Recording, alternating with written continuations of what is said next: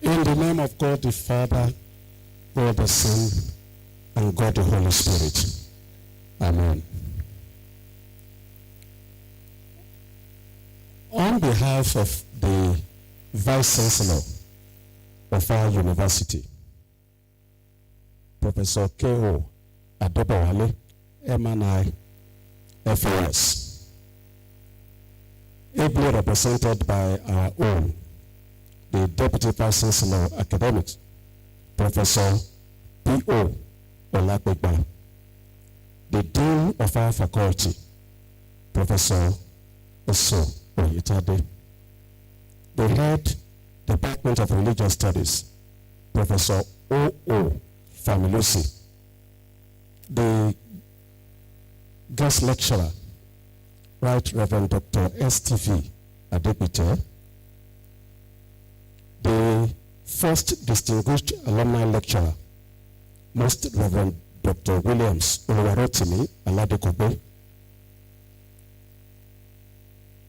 the distinguished professors and lecturers here present, archbishops and bishops, and other clergy here present. Our Father, Most Reverend Professor G.L. Lashepeko, our Father, Most Reverend Dr. O.O.C. Fafeyiwa, all our friends and well-wishers, we welcome you to this second distinguished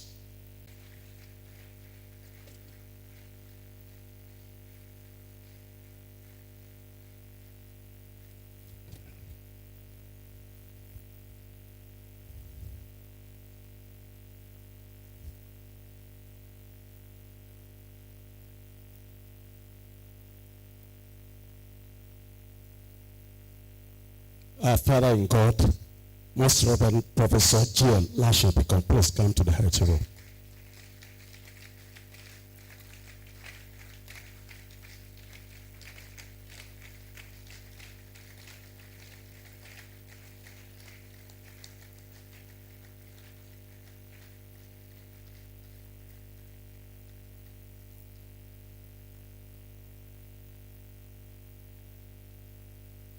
I want to invite our own Professor O.O. Lucas, former Dean Postgraduate Studies, to please come to the heritage room. E.O. Lucas, Baba.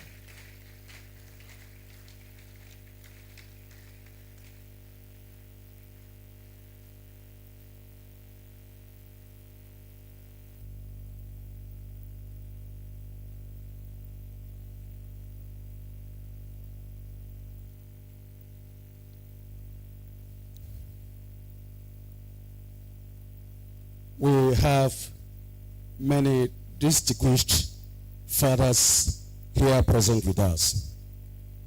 I will want us to begin the program, and as we go on, I will let you know who and who we have among us. I want to hand over the microphone to the head of department.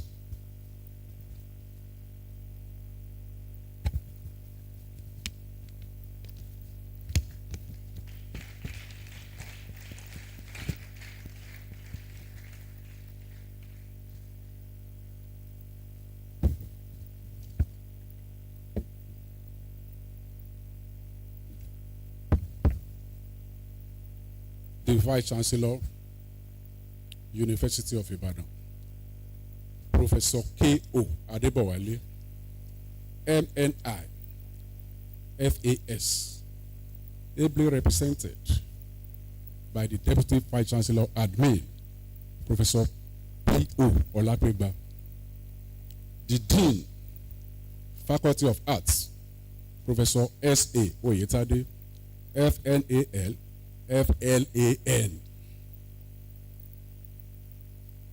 The guest lecturer and a worthy alumnus of the University of Ibadan, the Right Reverend Dr. Stephen Tunde Victor ADEGBITE, Bishop, Ikeja Diocese, Methodist Church, Nigeria, Chairman, Christian Association of Nigeria, Lagos State Chapter, and Executive Secretary, Nigeria Christian Pilgrim Commission.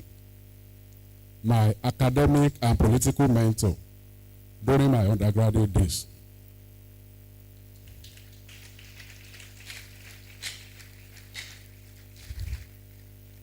He was 2 years ahead of me and was always available to guide us anytime we were given complex assignments. I was privileged to serve under him when he was the president of the student body, NASOS. I later succeeded his successor.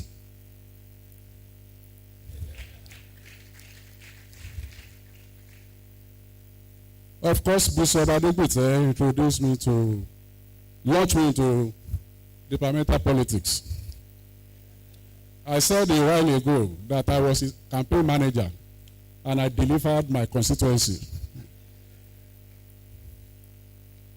In fact, I told him, Reverend, this man is working against you. No, group we are not now. That is politics. Of course, maybe I'm telling him this for the first time. He was the first person to make that statement, and I will hear it. With my experience in Emmanuel College, I know what it means to be a political animal. And from that time, we used to, at least he didn't know, but it's just known now, we used to call him political animal. So one let me now. One let me.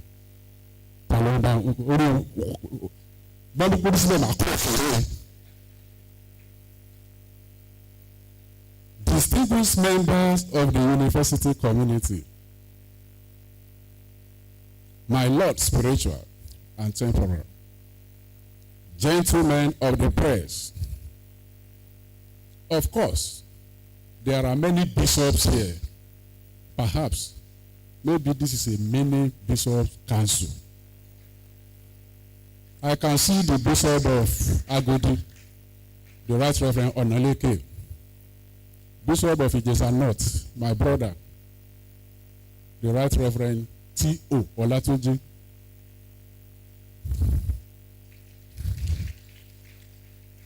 He escorted me when we were doing masters. We were forced to leave the hostel. And I said, my brother, I'm living in a flat and I'm not yet married. Come. And we went there. Thank you for that. And the Bishop of Ado-Ekiti, the Right Reverend Situ. Your Grace, the Most Reverend Professor G.L. Lashibikan, our lecturer. Bishop of Lagos West, Baba Akande. There is an archbishop who decided to appear like a civilian. Your status will find you out. And it has found you out. That is His Grace, Most Reverend A.A. Akindeko.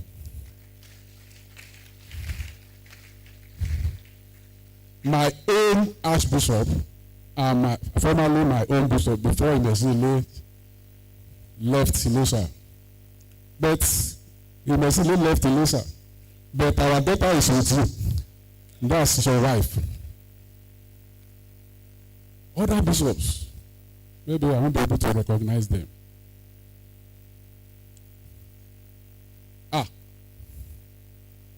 The Right Reverend Dr.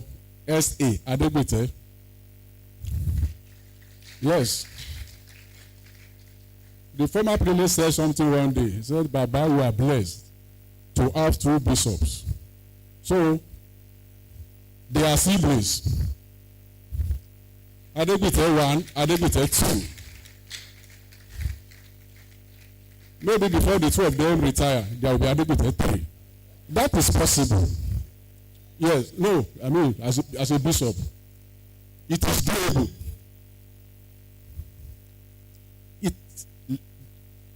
Ladies and gentlemen, it is a pleasant duty to warmly welcome you to the greatest of all universities, the University of Ibadan.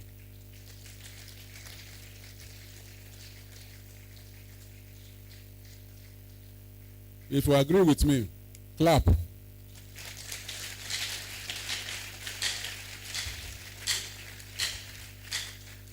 The University of Ibadan does not discriminate. Even if you are attending this school today, for a virtue of your coming, you have become, yes. We can give you certificate of participation. And even if you are a bishop, your first degree is not in UI, your master is not in UI. If your DRS is UI, in fact, you are one of us.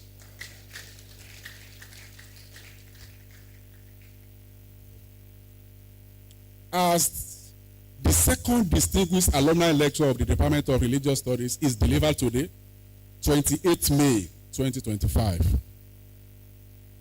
Some 3 months ago, the first lecture was delivered by His Grace, the Most Reverend Dr. Williams Oluwarotimi Aladekugbe, Bishop, Ibadan North Diocese, and Archbishop Ibadan Province, Church of Nigeria Anglican Communion.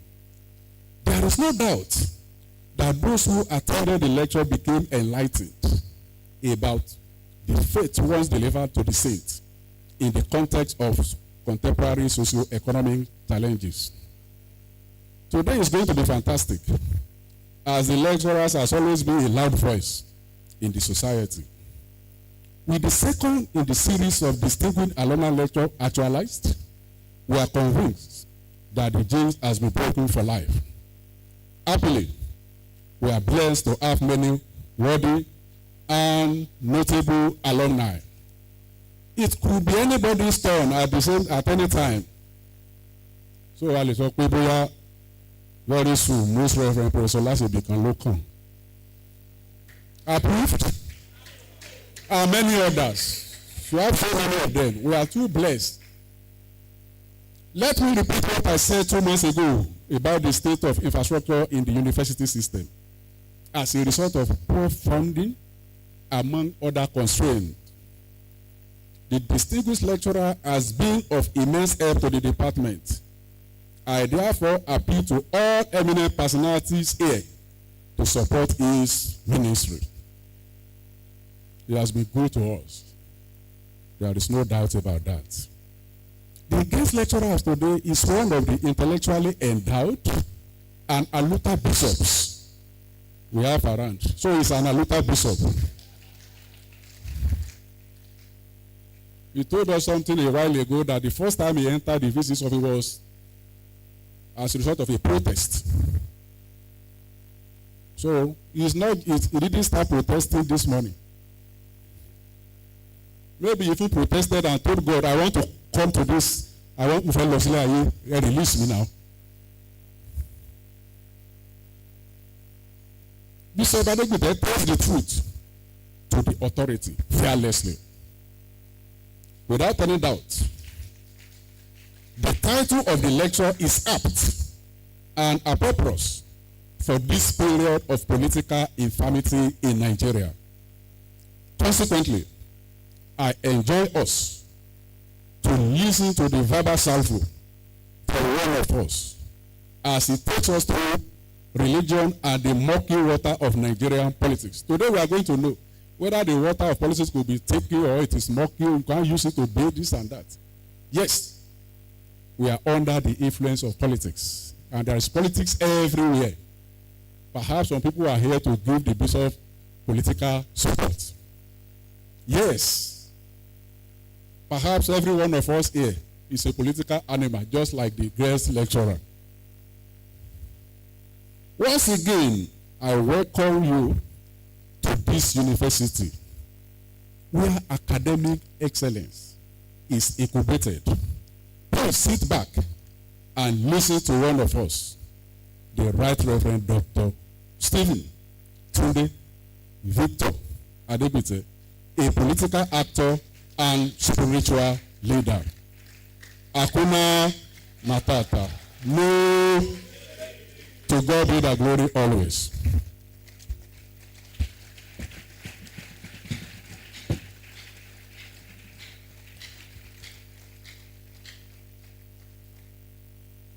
We have listened to the head of department. I now want to invite the dean of our faculty, to please come and present his welcome address. Thank you very much. The Vice Chancellor, ably represented by the Deputy Vice Chancellor Administration, Professor P.O. Olapegba, Professor and most Bishop, Professor G.A.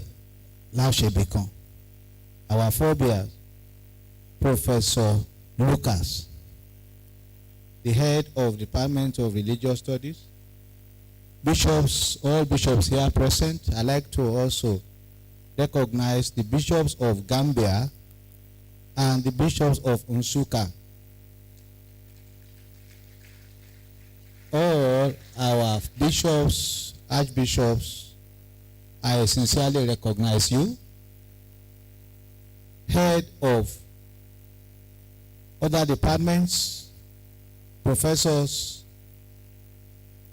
of University of Ibadan and professors elsewhere, my Lord, spiritual and temporal, members of the press, our distinguished students, ladies and gentlemen,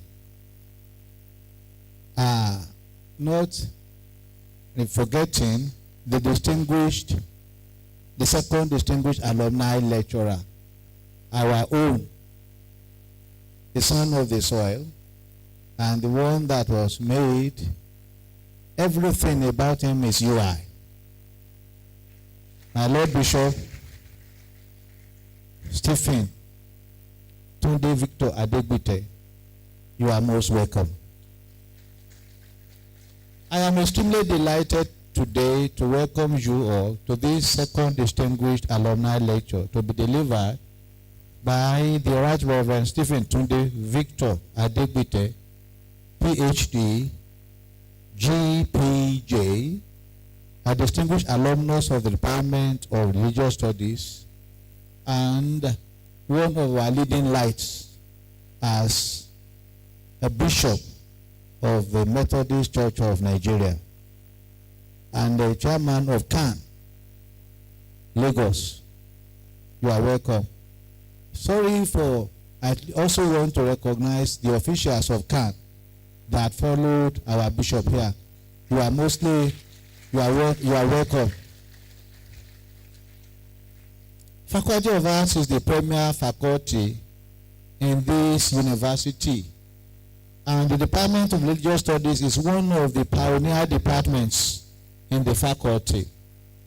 The others are classics, English, history, geography, and you may be surprised, and mathematics, Faculty of Arts.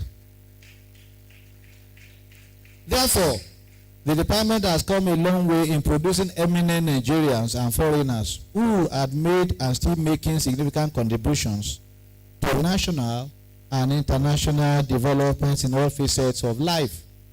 For instance, a large number of our products are providing veritable services in academia all over the world, in civil service and public administration, in armed forces, and the church appears to be the greatest employer of our graduates. And we are showing leadership in the church. In actual fact, we need to thank God for the Church of God in Nigeria and all over the world for their persistent effort in ensuring a decent society. And in most cases, the church has not shied away in talking truth to power. The Church of God in Nigeria has consistently denounced and showed our abhorrence to obnoxious teachings like gay marriage, lesbianism, and all sorts. The church is a part and parcel of society. Can the Church of God in Nigeria afford to be apolitical? The lecture of today will provide an answer and show us the direction to take in political decision making as Christians. Many people are of the opinion that politics is a dirty game and it is not meant for clean or decent people. Therefore, serious-minded Christians or born-again Christians should not venture into it. It is claimed that politicians are liars, Machiavellians, and that in politics, the popular saying that all things being equal may not hold true. You can see the more you see in magic is, the more you see, the less is true. However, Christians are described as the light of the world, and therefore we should let our light shine so clearly before men that they may see our good work and glorify our Father who is in heaven. Matthew 5:16. If Christians are light, it implies that they are meant to shine the light in the midst of darkness of politics. Christians are expected to provide the necessary guidance with Christian virtues of honesty, integrity, and accountability in politics. In other climes, political parties are formed against the background of Christian principles. For example, in Germany, there is a political party by name Christian Democratic Union. It was formed in 1945 as an interdenominational Christian party. It claims to represent Christian social, liberal, and conservative elements. Germany's three longest-serving post-war chancellors have come from that party, CDU. From 1949 to 1969, you have Konrad Adenauer, and an airport is named after him, the Bonn. Cologne Airport is named after Konrad Adenauer. Then, from 1982 to 1998, you have Helmut Kohl. Then, 2005 to 2021, Angela Merkel. This is the Chancellor of Germany. And interestingly, Angela Merkel is a daughter of a clergyman. Her father is a reverend gentleman. And each time she says she wants to go, they said, no, you need to continue. And for a lady to unprecedented, fourth time in Germany, you know that Christians have light to shine. But in Nigeria, I know somewhere, when you want to become, somebody will ask you, can you hijack a ballot box? Or can you implicate somebody brazenly and stand against them and say, yes, you said it, a lie against someone? Or can you recruit people that can cut, that can inflict machete wounds on people? That is the kind of politics that we are talking about. And that is why Christians shine away from it. So, if Christians, the longest serving, and even in Germany now, out of the 16 states, 9 are ruled by that CDU government. And it's also in alliance with another one, Christian Social Party. So then we are talking about, so if it is possible for Christians to, the party also, well, Proverbs 29 verse 2 says us, when the righteous rule, the people rejoice. But when the wicked beareth rule, the people mourn.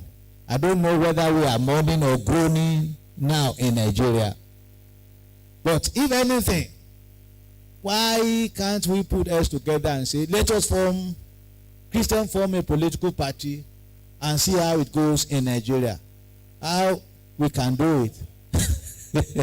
With maybe our Lord Bishop in forefront. Now, thus, this makes it imperative for Christians to aspire to rule in the land and to avoid compromise, knowing that they will give account of their stewardship to God ultimately.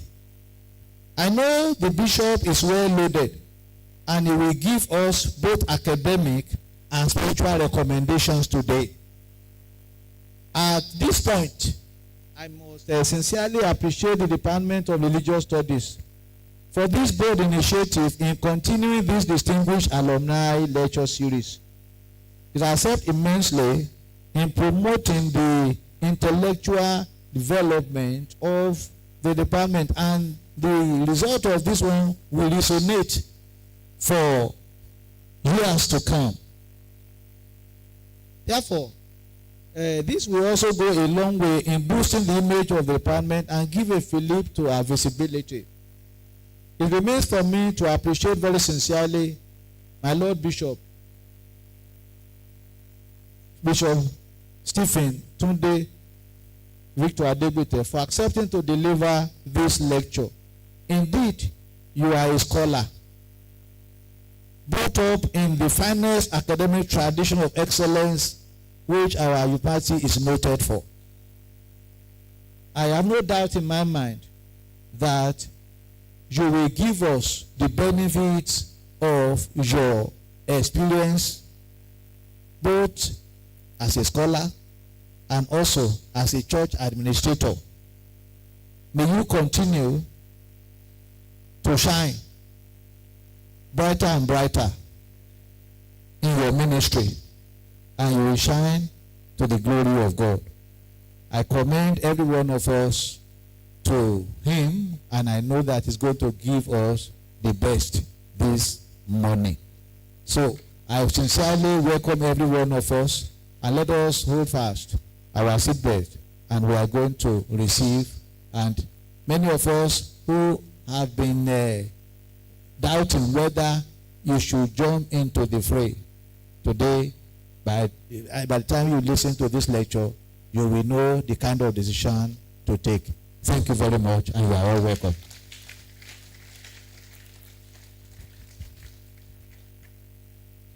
Thank you, dear Dean. We appreciate you for being there always. I want to recognize here among us the following people in no particular order. His Grace, Most Reverend A.A. Akindeko, Baba, we welcome you, sir.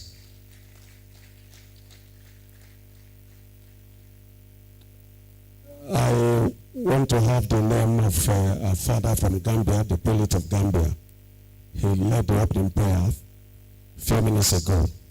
We appreciate you. All the way from Gambia, we appreciate you.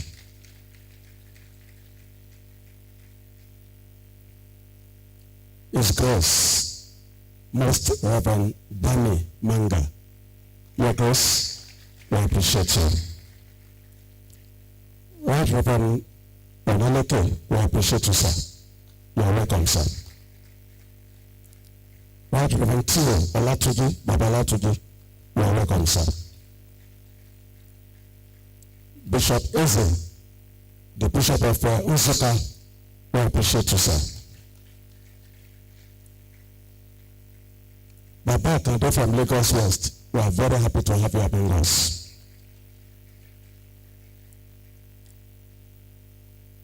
Right Reverend Dr. ADEGBITE, thank you, sir. Right Reverend J.O. Adeogun, we welcome you, sir. Our own Father in God, Bishop Ibekule Baba Ekabo, sir. Baba Adeyemi, Reverend Adeyemi, we welcome you, sir. We appreciate you. I want to welcome Town Chairman of the State, Senior Apostle Colonel Retired Joshua Akiyameju. Baba, we welcome, sir. The Director on Political and Religious Matters, Bishop Jimade, we welcome, sir. The Rector of Emmanuel College is here with us. Our own Venerable Dr. Oyinaya, Baba, we welcome, sir. The Deputy Rector is also here. Very Reverend Dr. Ayodele, we are grateful, sir. The registrar of Emmanuel College is here, Venerable Dr. Oyewale. Thank you, sir.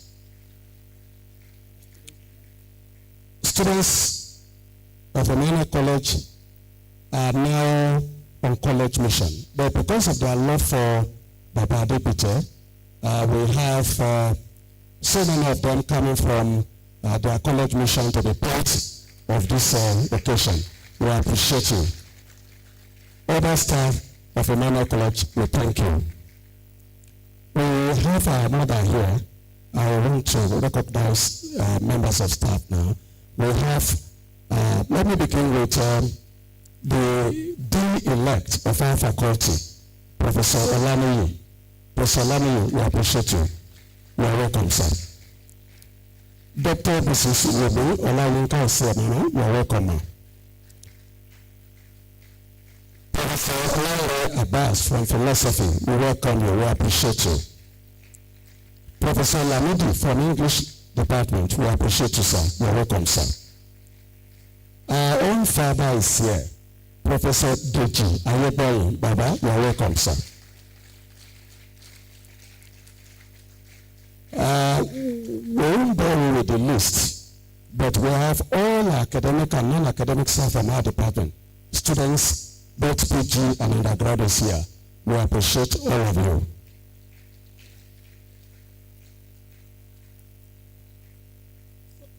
While we wait a little and then collate other names that we have, now it is my pleasure to welcome Vice Chancellor, ably represented by the Deputy Vice Chancellor Administration, to please come and present the opening prayer, or the opening remark, the opening remarks. We are not in the church, the opening remark. Of course, you won't expect me to lead a prayer when we have order of bishops in the house. Today is my lucky day. I consider today my lucky day because we have in this room bishops, archbishops, and great men of God. And you know, bishops are called alashe. It means whatever they say will become law. And there's so much anointing in the house brought in by the bishops. And I'm sure His grace, very Reverend Lashe Biko will support me in this case, that I hereby nominate myself to be consecrated a bishop in this place now.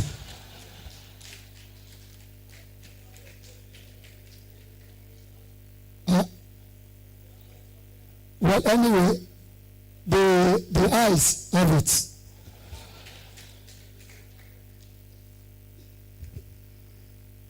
The Dean Faculty of Arts and the Dean-elect, my friend and brother, Professor Rashid Alani, the head of the Department of Religious Studies,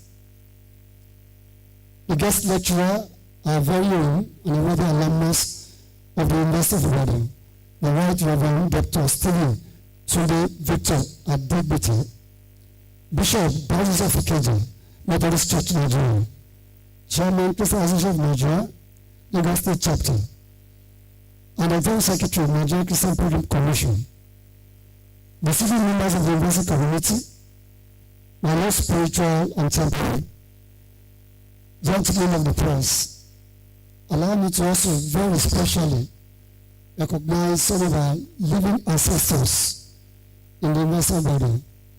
You know, people count themselves lucky when they have ancestors in heaven watching over them. But in the University of IBADAN, we are very, very lucky because we have living ancestors who right here on earth are watching over us. I recognize Professor Olabode Lucas.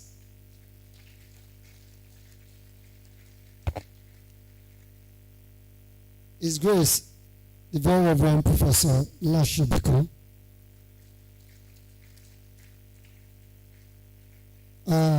Of course, in the house we also have Dr. Gani Adeniran. I also recognize the wife of the 12th Vice Chancellor of the University of IBADAN, Dr. ALUMNI Olayinka. gentlemen of the press, distinguished ladies and gentlemen, I am delighted to welcome you to the second distinguished alumni lecture of the Department of Religious Studies, Faculty of Arts. The title of this lecture, Religion and the Murky Water of Nigerian Politics, is most appropriate at this time when the political sphere needs serious intervention, perhaps from God, who undoubtedly is central to religion. Without necessarily repeating what is not unknown, religion is an integral part of human existence. Even those who disdain it have not been able to prove its non-existence. Moreover, it has not been possible to separate religion from society. It can therefore be argued that religion created society inasmuch as God created the universe. God represents religion, while the universe represents society. In this sense, all aspects of society, such as marriage, homes, schools, medical institutions, business corporations, among others, are influenced by religion. The desire to have a society not influenced by religion is a miracle that will never happen.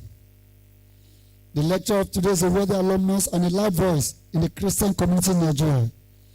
I am aware of his exploit as a student leader and sister support to the Department of Religious Studies. I request that the anointing of supports should flow not only to the Religious Studies Department, but to the university as a whole. It should be quickly remarked that Nigeria is a multi-religious society. Some even see it as a secular society. As stated in the Constitution, the government of the Federation shall not adopt any religion as a state religion. Therefore, in policy formulation, governance, and other governmental activities, religion should not be an issue. By implication, every citizen has the right to freedom of thought, conscience, and religion. However, it will amount to wishful thinking to claim that secularity in Nigeria is absolute. Without missing words, religion has always been a potent factor in Nigeria, and it will continue to be. Should religion be relevant, our gathering would not have made any sense at all. In Nigeria, there is a challenge of religious dissonance, which has continually threatened social stability, governance, and democratic consolidation. There have been several religious riots, each claiming many lives and wreaking mass destruction of property, including places of worship. The future of the current democratic experiment hangs in the balance if cordial religious relations continue to be elusive. This is not an expression of pessimism, but if politicians manipulate religion for their selfish interest, the consequences may be politically catastrophic. Also, can one be affirmative that believe in some quarters that most religious crises which have been witnessed in Nigeria were politically motivated? Good governance and real democracy can only be guaranteed in the atmosphere of religious harmony.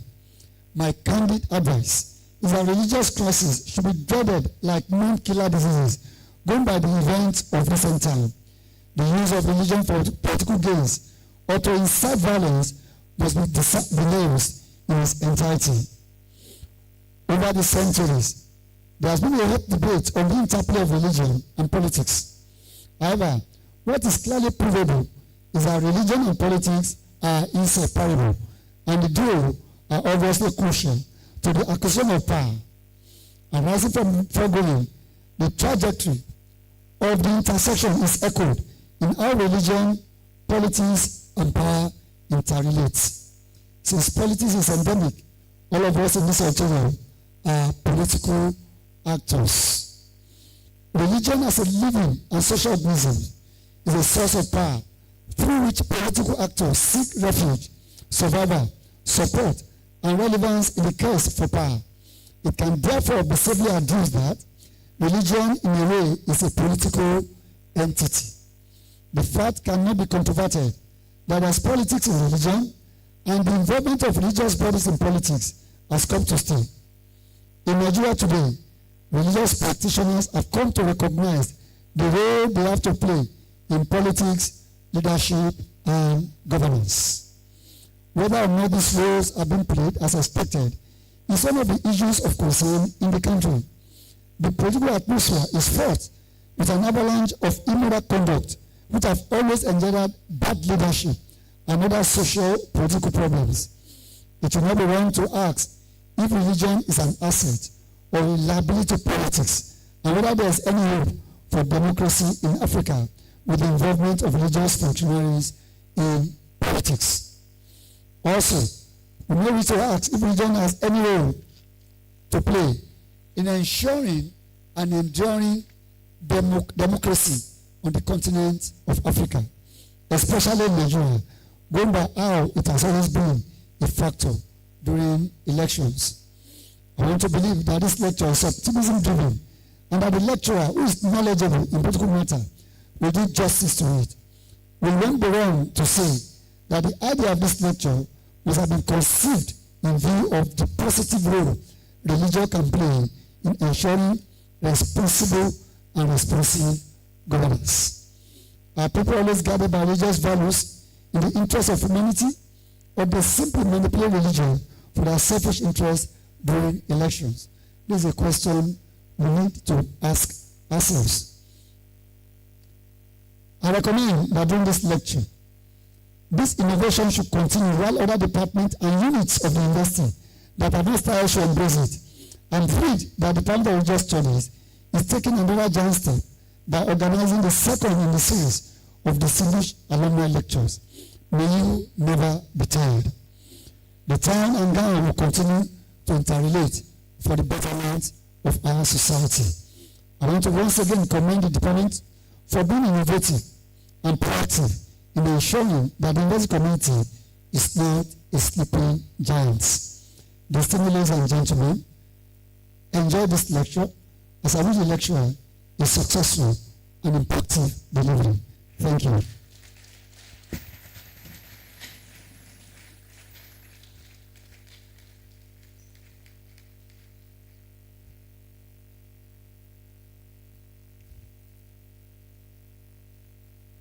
Thank you, sir. Before inviting the guest lecturer to come and present his lecture, I want to tell you that we have 22 bishops here. I have mentioned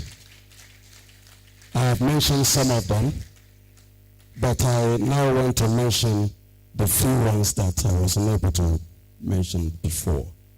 I want to begin with Right Reverend D.F. Adekoya. You're welcome, sir. Right Reverend J.A.M. Shitu. You're welcome, sir. We also have Right Reverend Dr. Andrew Adebi, Bishop of Ikeja. You're welcome, sir.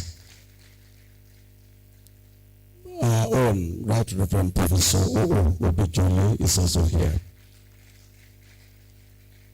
We want to thank the support we have always enjoyed from Venerable Dr. V.I. Oladele, the chaplain, UI. Our own brother and friend is also here, Very Reverend Dr. Raphael Idialo, Rector, MTI Shagamu. Well, let us stop there meanwhile and invite our friend, Venerable Dr. Oyewole, the Registrar of Emmanuel College of Theology, to come and read the citation of the Right Reverend Dr. Stephen Tunde Victor ADEGBITE.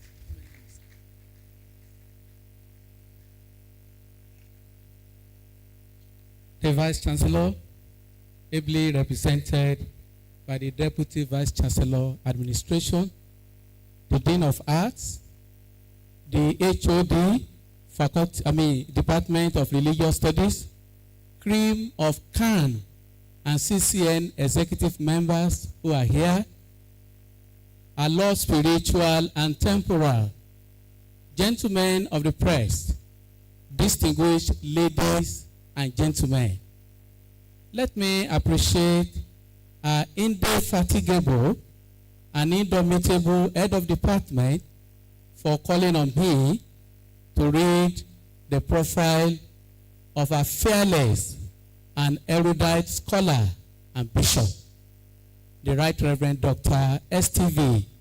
ADEGBITE. I therefore stand on this podium to read the citation of the second distinguished alumni lecturer, Bishop Stephen Tunde Victor ADEGBITE.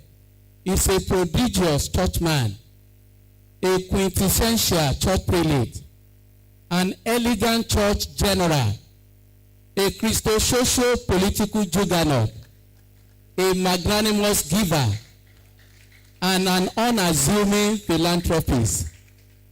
He is no less than a person that deserves to be celebrated. And he is also popularly known as STV Hakuna Matata, no shaking.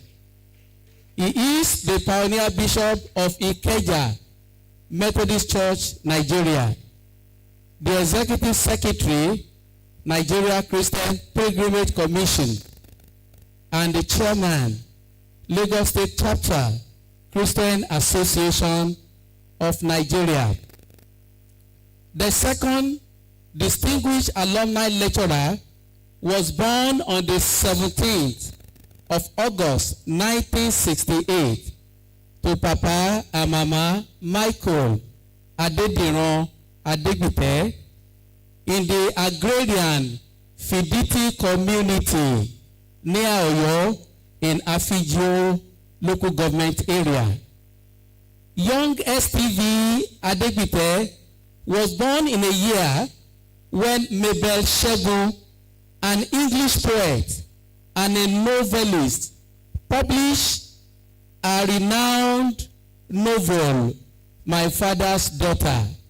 No wonder the young ADEGBITE developed keen and assiduous interest in English language and won the Best Student Award in English language during his graduation from Emmanuel College of Theology and Christian Education, Samonda, IBADAN, in 1991. No doubt, he has given an award to the best student in English language in that college ad infinitum since 2021.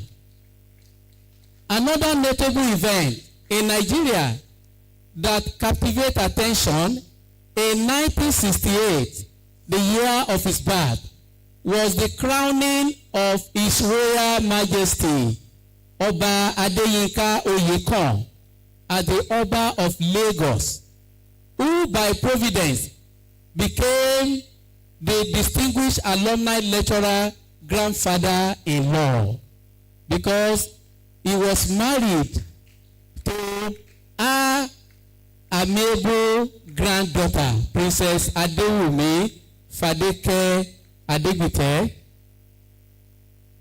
One more notable event during the birth of this noble man of God was the civil war in Nigeria between the defunct secessionist Biafra and Nigeria. Eventually, the battle was won on the part of Nigeria, even though the then head of state said there was no victor, no vanquish. But it was clearly known by all that it was Nigeria that won. And so, the reason why Nigeria as a geographical entity still remains a country till date. Bishop S.T.V. ADEGBITE, in the course of his ministry, like Nigeria, fought ceaseless battles in all facets of his life. Today, he is a winner and a force to be reckoned with, nationally and internationally. No wonder Fidel Castro says, no giant army can stop an idea whose time has come to blossom.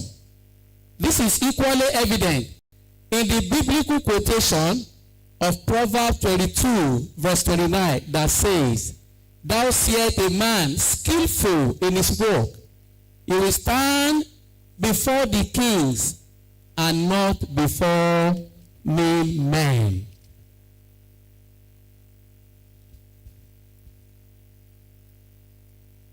Bishop S.T.V. ADEGBITE attended Fidelity Grammar School between 1979 and 1985, after which he graduated with flying color.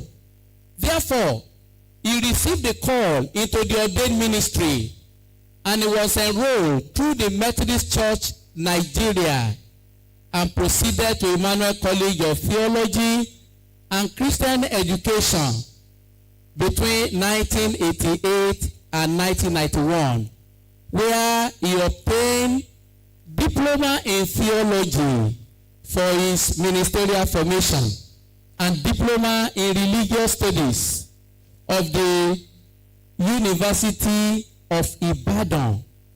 Shortly thereafter, he was admitted into the same Department of Religious Studies, University of Ibadan, where he had obtained his diploma in religious studies in 1992 through 1996, where he bagged his Bachelor of Arts in Religious Studies with second-class upper division, a feat that was very rare to make during the time in question. He equally had his Master of Arts degree with specialization in Christian ethics in 1999, and in the year 2022, January 19 precisely, he obtained his doctoral degree of the University of Ibadan through Department of Religious Studies, and was awarded honorary professor in humanitarianism by the Art Bible International University, United States of America. Probably by sheer coincidence, I don't know how I was chosen to read his citation, because himself and myself defended a PhD the same day. I was invited to do mine in the morning. He was invited to do his in the afternoon. It's just a sheer providence of the Lord. Our distinguished alumni lecturer equally attended Korat in Kenya, meant for skillful management for church administration in 2008. He equally attended several management courses for presbyter of the Methodist Church Nigeria in Ascom, Badagry, Lagos State, in 4 consecutive times, 2006, 2008, 2010, and 2016, respectively.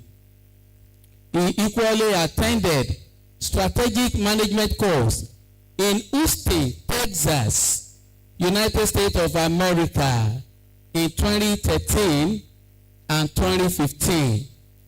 This earned him an alumnus of the institution. Bishop ADEGBITE had received several laurels in his accomplishment over the year. He was awarded the best student in English language during his graduation in Emmanuel College, best student in the Department of Religious Studies, University of Ibadan in 1996, best postgraduate student during his Master of Arts degree of the same university in 1999, and 100 awards from various Christian bodies and organizations. In addition to the above, Bishop S.T.V. ADEGBITE has held and is still holding several positions, such as Senior Secretary, Trinity Church Council between 1996 and 2001, Senior Secretary, Lagos Diocese 2001 to 2009. He was the chairman of Citywide Crusade, Lagos Methodist Diocese in the year 2000. He was the lay preachers coordinator, Archdiocese of Lagos from 2001 to 2009. He was at various times the presbyter Araromi Circuit, Wesley Cathedral, Olowoboro, Lagos, during which time the church was built. He was once a senior lecturer at the Methodist Theological Institute, Shagamu, from 2009 to 2012. He was equally the vice chairman and later chairman, Christian Association of Nigeria, Lagos State Chapter, between 2012 and 2023.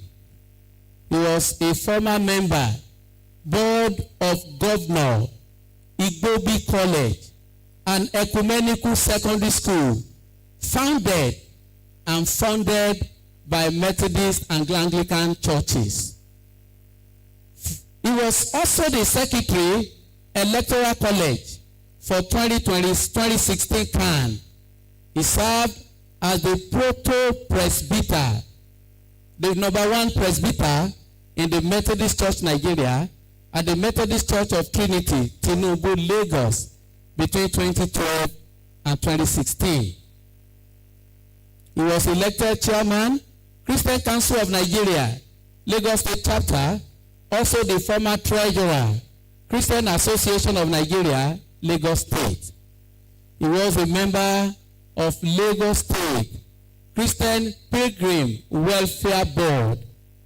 He is one of the long-standing members of the governing board, Emmanuel College of Theology and Christian Education, Samonda Ibadan, his alma mater. He was a co-chair, Interfaith Committee, Lagos State, NIREC.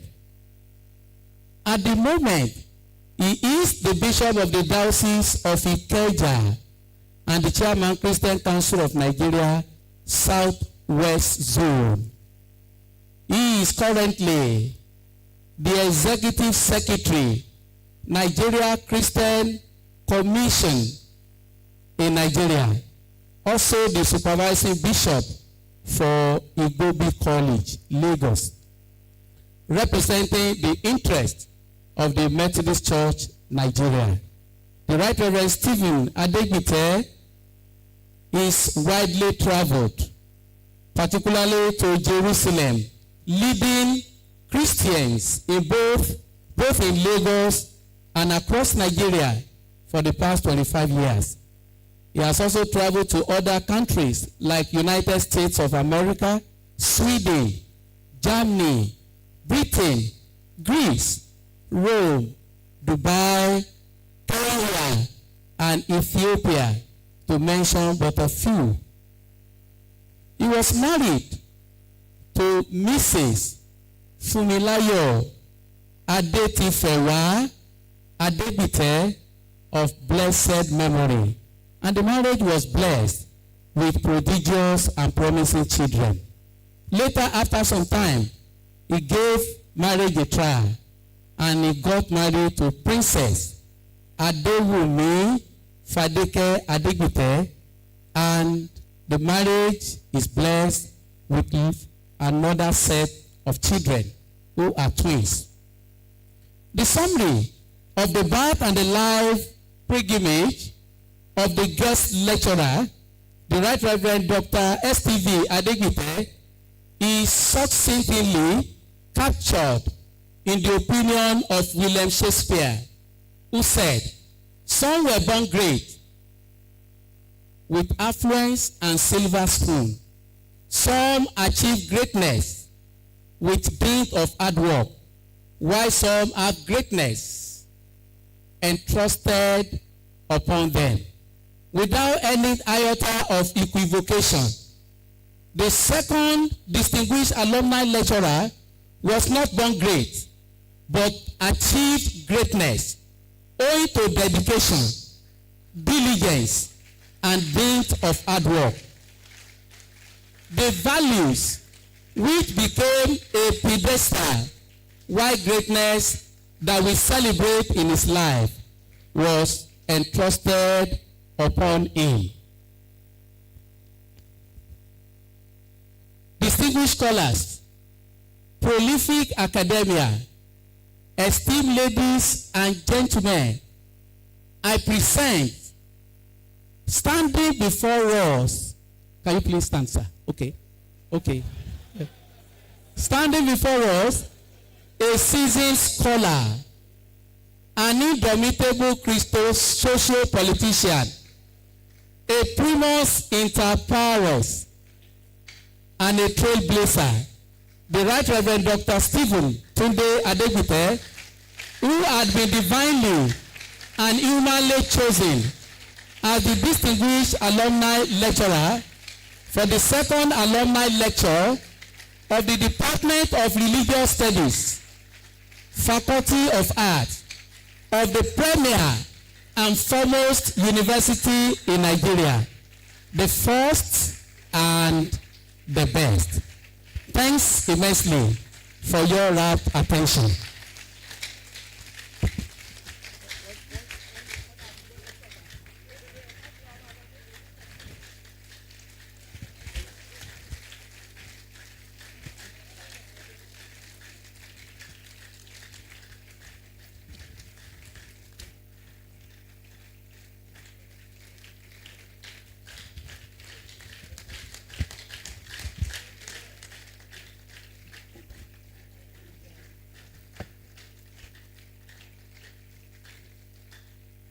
Please, you may be seated.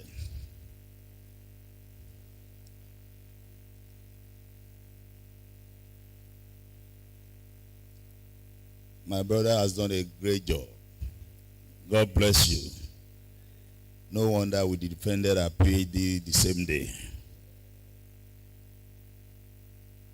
University of Ibadan, Faculty of Arts, Department of Religious Studies, been the test of the second distinguished alumni lecture delivered by the Right Reverend Stephen TUNDE Victor ADEGBITE, PhD, GPJ, Bishop of the Diocese of Ikeja, Methodist Church, Nigeria, Chairman, Christian Association of Nigeria, Lagos State Chapter, and the Executive Secretary, Nigerian Christian Pilgrims Commission.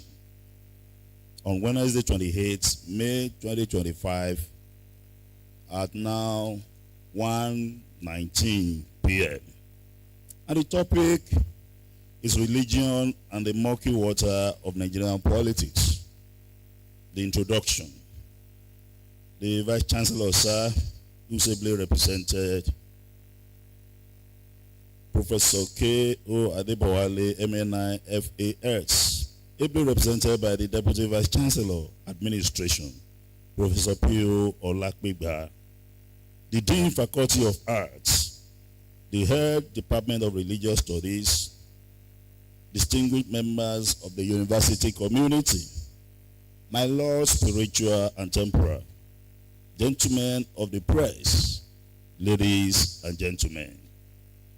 It is a great delight to be considered to deliver the second distinguished alumni lecture of the greatest Department of Religious Studies at the greatest University of Ibadan. Today, 28 May 2025. I am grateful to God, the giver of life, the department, the Faculty of Arts, and the authority of the university. One of the things I cherish most is being an alumnus of this great citadel of learning and the headquarters of academic excellence. I am a proud carrier of the following certificates in our alma mater: Diploma in Religious Studies 1990, Bachelor of Arts in Religious Studies 1997, Bachelor of Arts, Masters of Arts in Religious Ethics, that is Social Ethics, in 1999, and of course the Doctor of Philosophy in Religious Ethics 2022. Coming back home to deliver this lecture is as a distinguished alumnus is a lifetime achievement and honor, which I will cherish for life. The topic of this lecture, religion and murky waters of Nigerian politics, is apposite at this time of endless political upheaval in the country, and the role of religion is playing in it. Obviously, more than before, people doubt the relevance of religion in the socio-political sphere. The obvious interplay between religion and society has attracted reactions of scholars in the sociological study of religion, and what seems the consensus of such reactions is the indispensability of religion to the growth, development, survival of humanity. This is not to say that we cannot think of its negative impacts, which are obvious. Therefore, the lecture illustrates the interplay of religion and politics in the Nigerian context. Because of how politics is being practiced in the country, coupled with the ambivalent influence of religion, we arrive at this title, Understanding Religion and Society. It is hard to know that religion is an integral part of society. Therefore, as a social phenomenon, religion has an interactive relationship with other social units of society. However, there are some viewpoints that de-emphasize, ignore, or reject this dimension of religion. To those school of thought, its religion is the context of people's communion with the supernatural, an expression of an institutional reaction to the cosmic forces and an explicit set of messages from deity. In whatever way we see religion, the fact cannot be denied if its interaction with other social institutions and forces in society. It follows and illustrates sociological principles and laws. Just told in 2001, according to Zuba in 2009, it can be argued that religion created the society in as much as God created the universe. It represents religion while the universe represents society. Thus, it represents religion while the universe represents society. Thus, all aspects of society, such as marriage, homes, schools, medical institutions, and business cooperation, among others, are influenced by religion.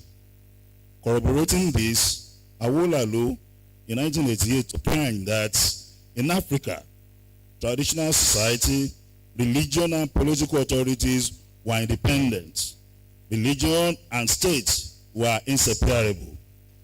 The king promoted religion, built places of worship, enforced doctrine, and ritual observance.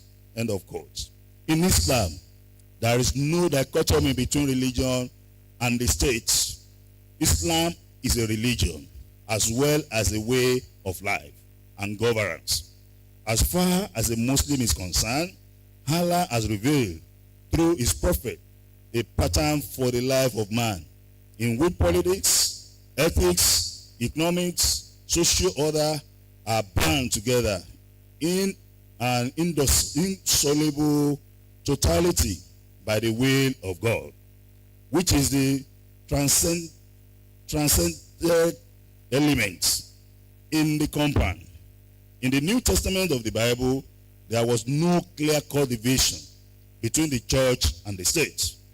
God was acknowledged, ruler walking through his chosen servants. The saying, render unto Caesar things that are Caesar's, and to God the things that are God's, implies both the validity of the authority of the earthly rulers in their own spheres and the illegitimacy of their claim to an absolute obedience that belongs to God alone. The inference that can be drawn from this foregoing is that religion and society in practice are inseparable, intertwined, and of course, they are the same entities. Now we go to religion and Nigerian nation. Nigeria as a country is religiously pluralistic. Apart from the three major religions, Christianity, Islam, and traditional religion, there are several other competing for relevance and recognition. In spite of this reality, in theory, Nigeria is understood as a secular state. This has been indicated in the Constitution since independence. For the purpose of this emphasis, the word secular is derived from the Latin word secularis, which means temporal. It is taken to mean of or relating to worldly, as opposed to sacred things or having no particular religious affinities, end of quote. Secularism as a doctrine rejects religion. It maintains that religion should have no place in civil affairs, and civil rulers should have no interest in religion. The condition of being secular is understood to mean secularity. Nwoleze in 1989. Thus, a secular state is a state where religion communities have no recognized role in politics and no formal relation to the state. Individual citizens have a freedom of conscience and religion, and freedom from discrimination on the basis of religion. This is different from a theoretical or religious state. As stated in the amended 1999 Constitution, the government of the Federation shall not adopt any religion as a state religion. Therefore, in policy formulation, governance, and other governmental activities, religion should not be an issue.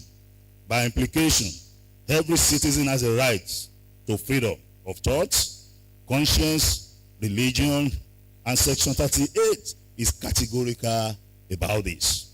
Number one, every person shall be entitled to freedom of thoughts, conscience, and religion, including freedom to change his religion or beliefs and freedom, either alone or in community with others, and in public or private, to manifest and propagate his religion or belief in the worship, teaching, practice, and observance. And that is why we were critical when we were told that somebody changed to Christianity in Zamfara State and he was to go to Sharia courts. So we were waiting for the day the Sharia court will be constituted and what they will say about the lady. But later on we discover it was a lie. Nobody can try that in our country.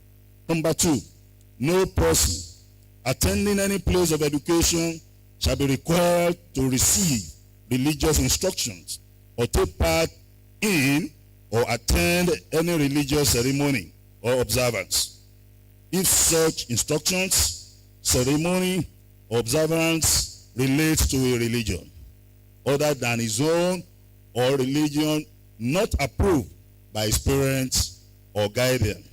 And number three, no religious community or denomination shall be prevented from providing religious instructions for people of that community or denomination in any place of education maintained wholly by that community or denomination. Number four, it states also that accordingly, national integration shall actively be encouraged, whilst discrimination on the grounds of place of origin, sex, religion, status, ethnic, or linguistic association or ties shall be prohibited, while national ethics shall be discipline, integrity, dignity of labor, social justice, religious tolerance, self-reliance, and patriotism. Also, members of political parties is open to every citizen, irrespective of his place of origin, circumstances of birth, sex, religion, or ethnic group. Federal Republic of Nigeria, 1999 Constitution. From the above, the religious policy in Nigeria can be understood theoretically. The legal provisions are made in order to ensure that citizens enjoy religious freedom and that the state or government does not affiliate itself or show preference for one religion. The dictum, live and let live, is heard, and the contribution that religion can make to the life of citizens are recognized. Hence, the belief in religious tolerance, Awolalo, submitted in 1988. The counter-argument in some quarters is that rather than to lay claim to secularism, the country could be best described as a multi-religious society. This is because what obtains in the country cannot stand the test of absolute secularism. It is pertinent to state that the claim of secularism and non-secularism is differential, and as the position of the Constitution is given different interpretations. Whichever position people maintain, evidences abound that the government at all levels is not completely neutral in religious affairs. Therefore, there is a symbiotic relationship between religion and politics. Concept of politics. The word politics has no univocal definition, as it has been explained in various ways by different writers. However, for the purpose of this lecture, a concise clarification of the term shall be attempted. Politics is derived from the Greek word polis, which means city, and from polis comes the word polite, translated as citizen. The English word politics is derived from the verb politio, which can mean to be a citizen, to govern a city, a state, administer the affairs of a state. From the foregoing, politics can be understood as an act of governance, which is the commonest perception of it. It is equally a process of decision-making, both in the private and public spheres. In Aristotle's opinion, politics is the essence of the social existence of two or more persons interrelating with one another. It includes national politics, state, local, and international politics. Politics involve the use of political power. This often results in conflicts, which are either resolved through dialogue or violence. It deals with peaceful coexistence among individuals or groups and provides a platform for cooperation in matters of common interest. Unarguably, politics is a game, and for it to be played effectively, it must be played. Therefore, everybody who is involved in it is a player. But the question is how well it is played. It should be noted that politics is a human activity, and every aspect of life, including religion, has an element of politics. We are aware that there is politics in religion and there is religion in politics. I am presenting this paper as a bishop who was elected by men before the Holy Spirit ratified my election.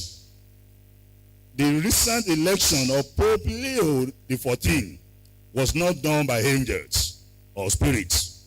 Human beings were predominantly involved, and they were waiting for the white smoke and the black smoke. And eventually the white smoke came, and that signified the election of a new pope. For emphasis, in the mainland churches and some other denominations, leaders are elected. In the Methodist Church, the Anglican Communion, the African Church, the Roman Catholic churches, bishops are elected through electoral college. For this to happen, candidates are nominated. A nomination will be seconded. If your nomination is not seconded, then you have nobody to vote for you.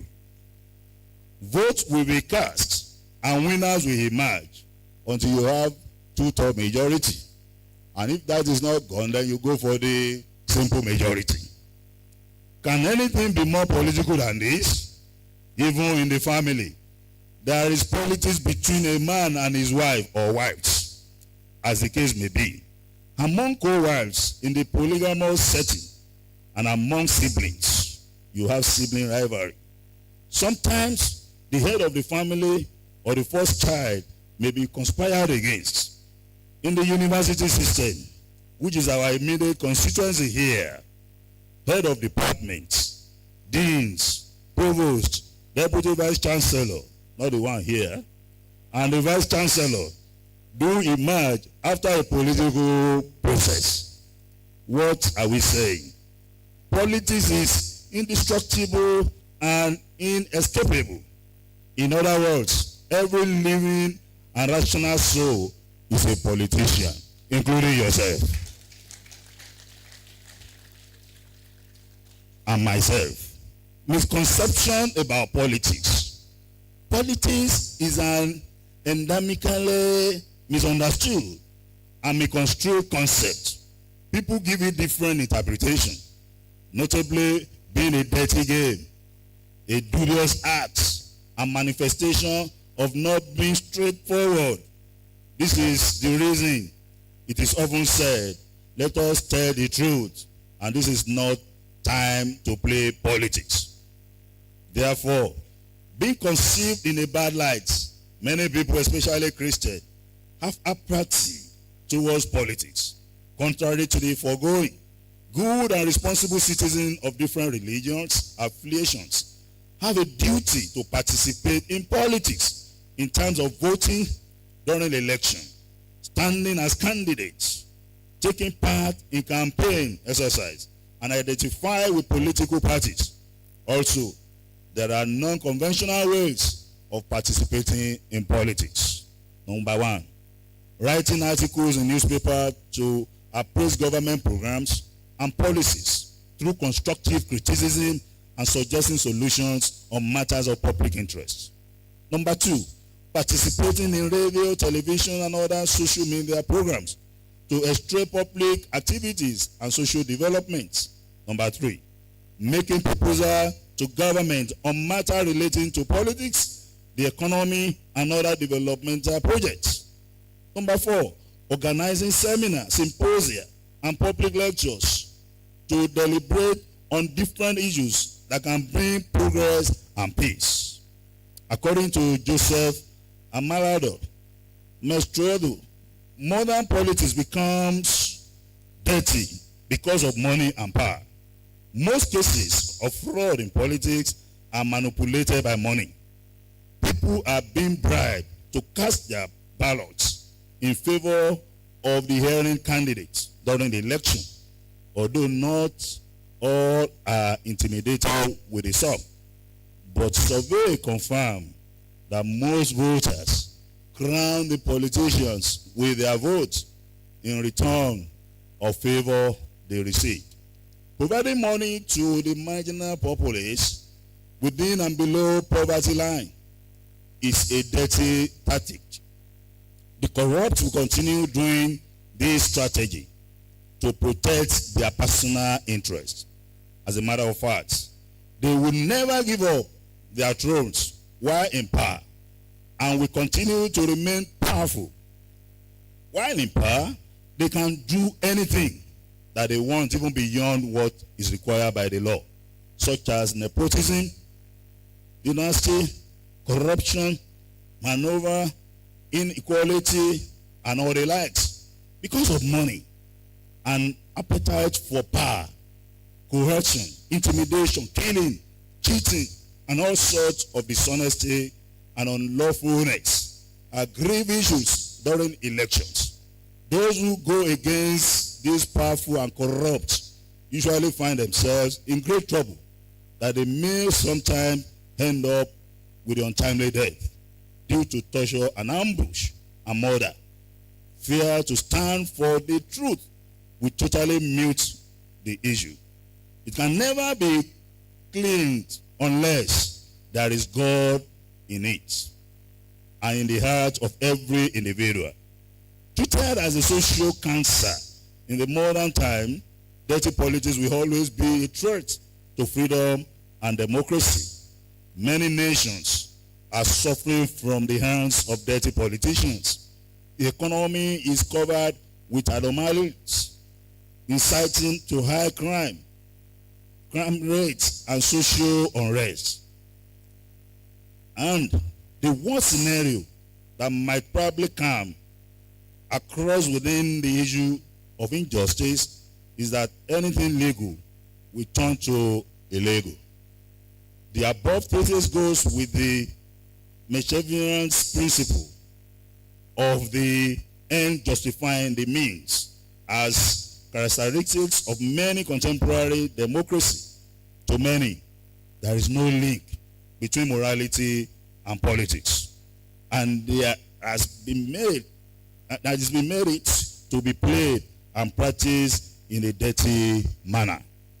Religion and Nigeria politics. It will amount to an error of contradiction to claim that secularity in Nigeria is absolute, and the legal provision notwithstanding, without missing words. Religion has been a potent factor in Nigerian politics since independence, thereby threatening our secularity.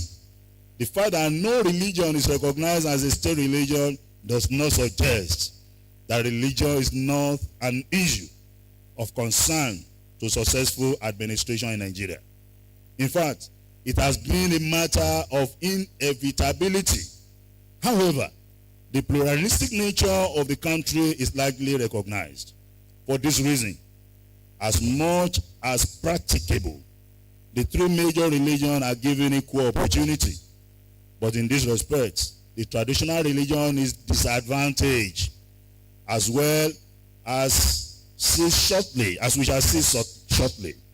This is not unconnected with politics of evangelization of the two main foreign religions, that is, Christianity and Islam. Christianity, for example, has a universal mission and therefore rests on the principle of a universal God. Evangelism, salvation, and brotherhood of mankind. Islam is also a missionary religion, and going by history, it aims at growing numerically prior to the arrival of these two religions in what is now known as Nigeria. Traditional religion was firmly rooted. However, their arrival spelled doom on its fortune, as a religion was condemned in its entirety, and many Muslim and Christian converts were warned. It follows that not many people could properly associate themselves with it. Thus, in the growth of Islam and Christianity is the end result of the whim or African traditional religion. Another factor is the small-scale nature. This religion is highly segmented, localized, and not universal. In BT 1976, moreover, zeal for evangelism manifesting in membership drive is not its attribute. It is therefore ironical that Christianity and Islam are now more recognized than the traditional religion. What a pity. Religion manifests its various aspects of life in Nigeria. However, what is interesting is that the fact is that cautions has always been taken not to cause religious acrimony. This is done by making sure that no religion overtly preferred or neglected. For example, at a public gathering, it is either prayers are not offered at all, or they are offered by leaders of functionaries of the recognized religion. In this case, if the opening prayer was said by a Muslim, a Christian will say the closing prayer, or vice versa.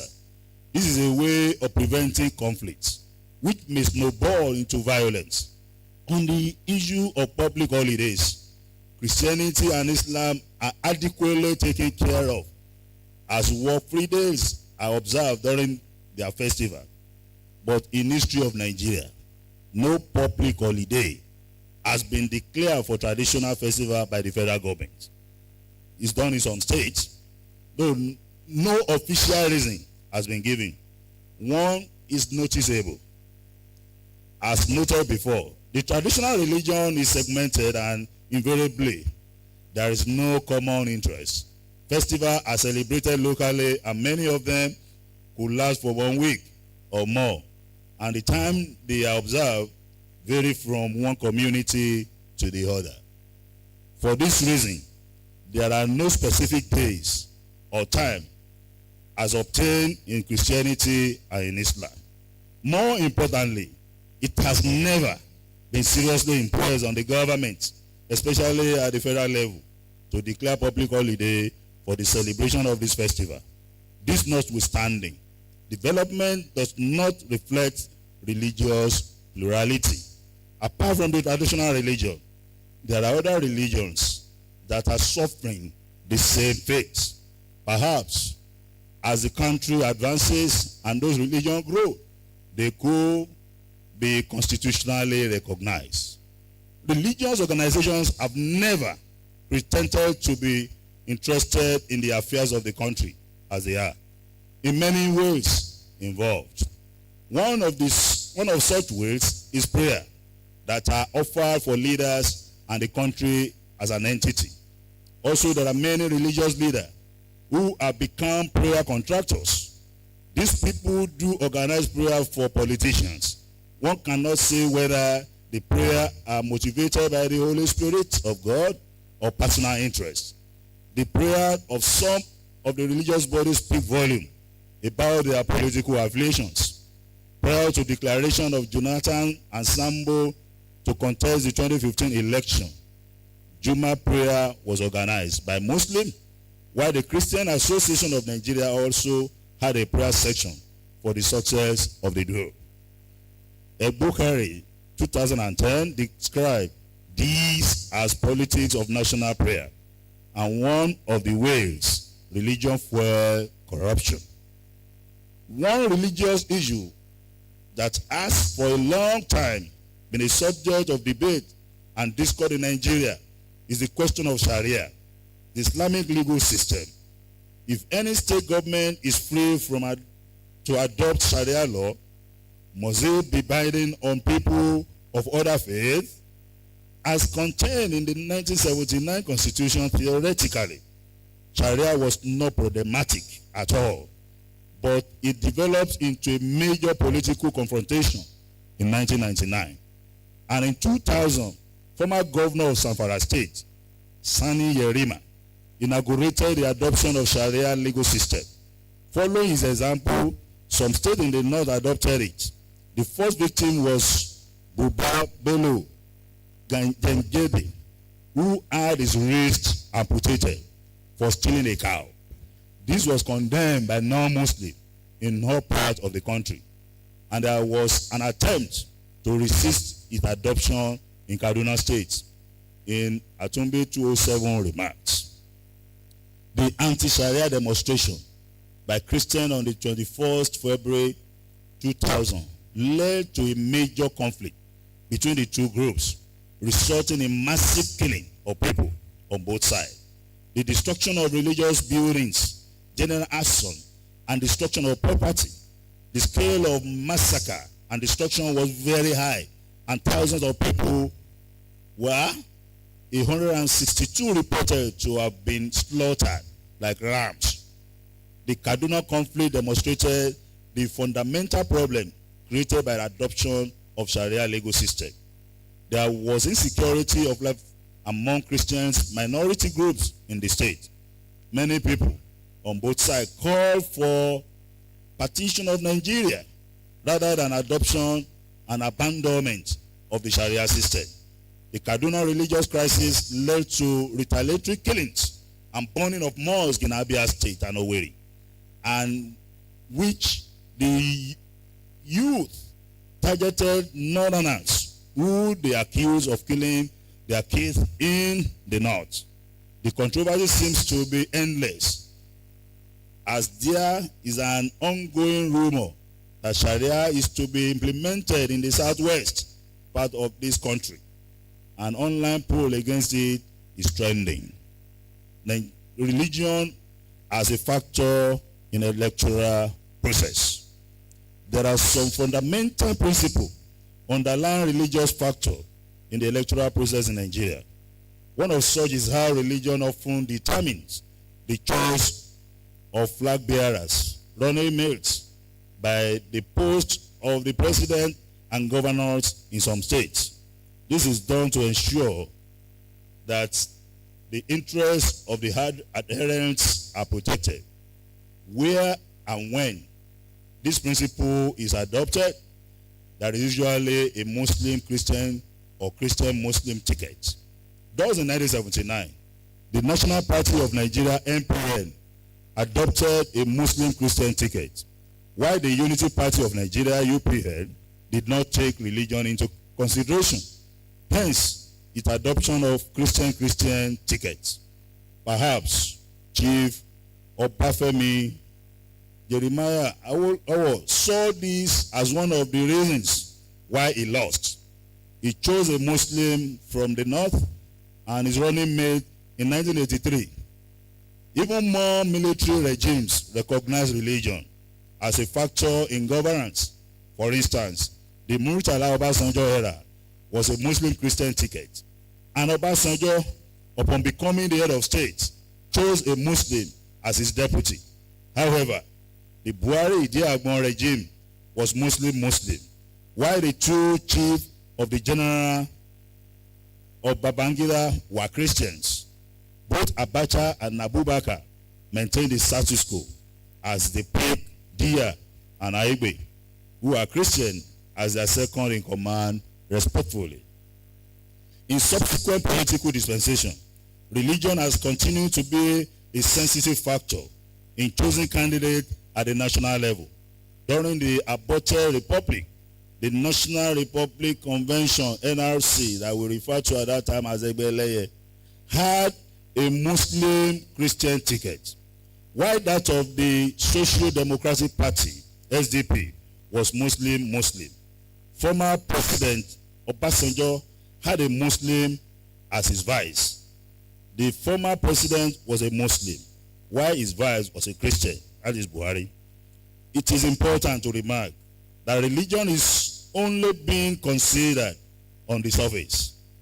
It is not based on how religiously committed the candidates are, but at least the tension will not be generated if no religion feels marginalized. This is indeed a political diplomacy, but it is problematic because the signal is that only Islam and Christianity are existing religions, given the fact that the adherents of traditional religion and other are not in any way considered, just like what obtained in the matter of public holidays. However, since no agitation has been made by them, and if none is ever made, problem may not arise. It is also an issue that voting and campaign in some cases are based on religious sentiments.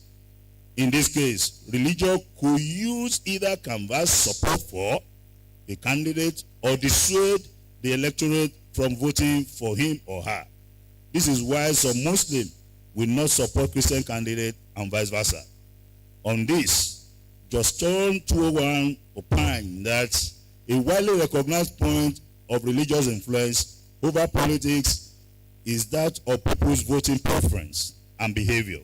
Such interests give very explicit recognition to the correlation that exists between religious affiliations and commitments on the one hand, and voting behavior on the other hand.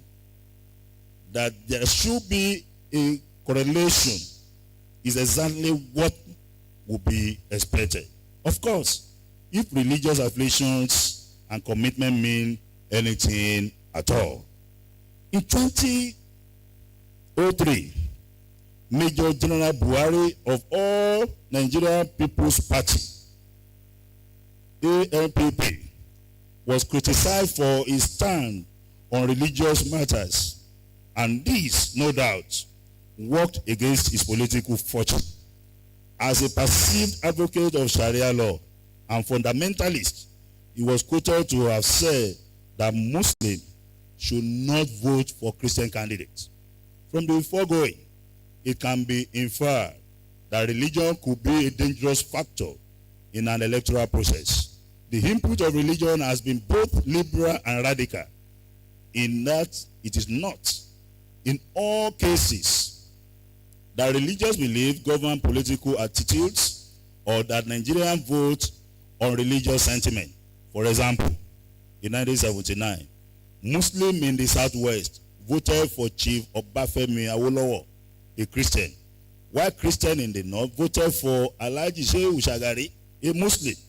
The result of the unknown 1993 presidential election lends credence to this claim, as the victorious party adopted Muslim ticket, and Christians did not, because of this decision, not to cast their vote for its candidates.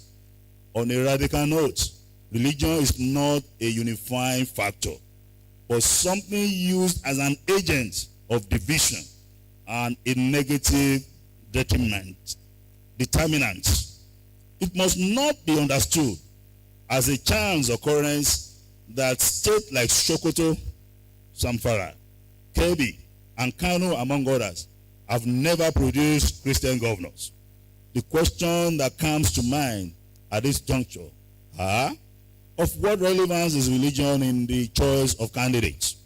Does religion determine the level of competence and performance of a leader? Unarguably, Nigerians do manipulate religion for their selfish ends, ensuring electoral victory. Ironically, this does not guarantee good governance. Religion is often used to cause confusion or woo or pacify the electorate. General Badamasi Babangida promised Isha Allah in 1993 to hand over to a democratically elected president, but it was later discovered that the statement was made just like any other statement. While Chief Aremu Olusegun Obasanjo Ebora will have fulfilled the third-term ambition if he had asked from God. Also in 2003, some other aspirants claim to have received revelation from God that they will emerge as winner. It is funny that after they had lost, they were still optimistic that they will be sworn in as president on 29th of May. 22 years after, they have not been sworn in. We can call this religio-political comedy. Religion was not used to play a decisive role during the 2023 presidential election. Adoption of Muslim ticket by the All Progressive Congress, APC, became a critical issue as Christians across the country were less slighted and insulted that the party did not see a competent Christian from the north and from the northern part of our country as a vice presidential candidate. For this reason, there was a non-verbal protest and gang up against Muslim ticket. Therefore, the APC was branded an Islamic party, while the Christian community had a point. The presidential candidate appealed to the logic of strategy of winning election. And this I can confirm to you that we visited Asiwaju Bola Tinubu with the former prelate of Methodist Church Nigeria. And I said to him, the church is not happy with you. We want a Christian vice presidential candidate. And he laughed. I look at prelate, he looked at me. He said, prelate, do you want your friend to be president? Prelate said, yes, of course, that is why I'm here. If you want me to be president, I cannot choose a Christian because the people will not vote. We went to camp president, the immediate past and the current one, and he repeated the same thing. And he said, if you want me to be president, then tell our people. The vice president is not the real person. I am the president. And if you have issue, you come to me, and we shall look at it together. And in Yoruba balance,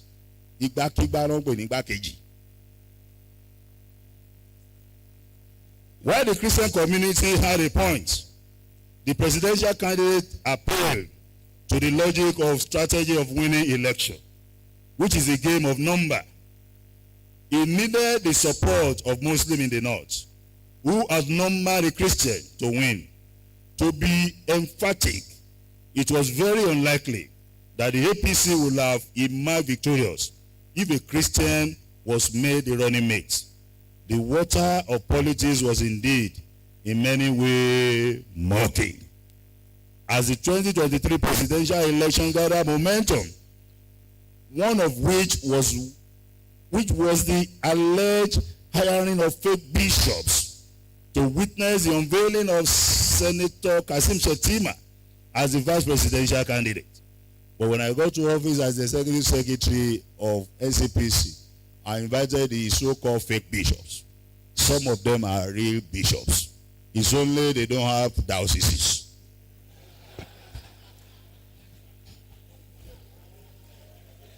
And you should not blame them. Most Pentecostal bishops don't have dioceses. This is another way of understanding peculiarity of religion and politics in Nigerian context. Clerics and religious functionaries often dip themselves into the murky water of politics by either supporting or opposing candidates not based on ideology but sentiment and emotion. There are usually predictions and prophecies preparatory to election. Like previous election, in 2023, presidential election brought about the role prophets could play in subtly canvassing for vote for candidates of their choice, claiming they are delivering God's message. God revealed to different messages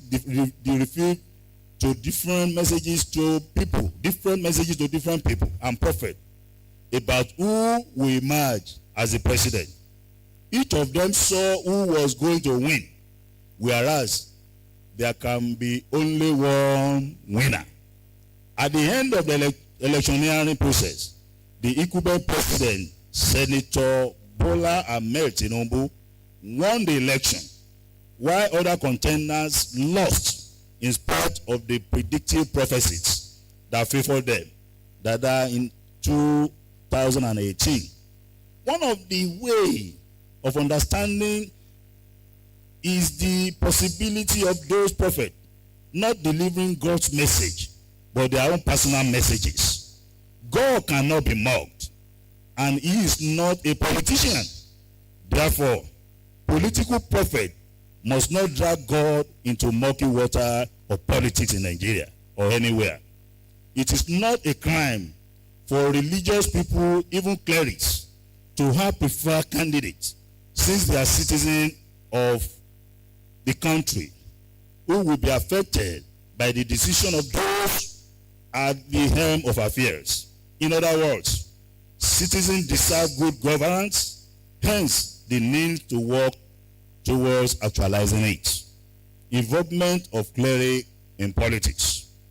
It can be said that politics is no longer seen as an entirely dirty game by a large number of Christians. This is the reason some clerics have become political activists. One of such is Bishop Bolanle Gboligi, a retired Anglican bishop of Akure Diocese, who did not hide his disapproval of military rules and military regime headed by the late General Sani Abacha. Bishop Gboligi was undoubted and never felt intimidated in spite of threats by military. A military administrator once asked him to send a copy of his sermon to his office. He was going to preach at the burial of the former civilian governor of the whole Ondo State, Chief Michael Adekunle Ajasin, in 1997.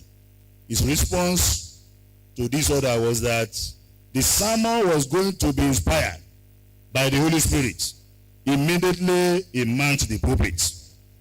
It is interesting to know that many years after, at the public presentation of a book in his honor, late General Oladipo Dia, the second in command to Abacha, admitted that his boss had much respect for Baba Bishop Bonigi of blessed memory as a fearless servant of God.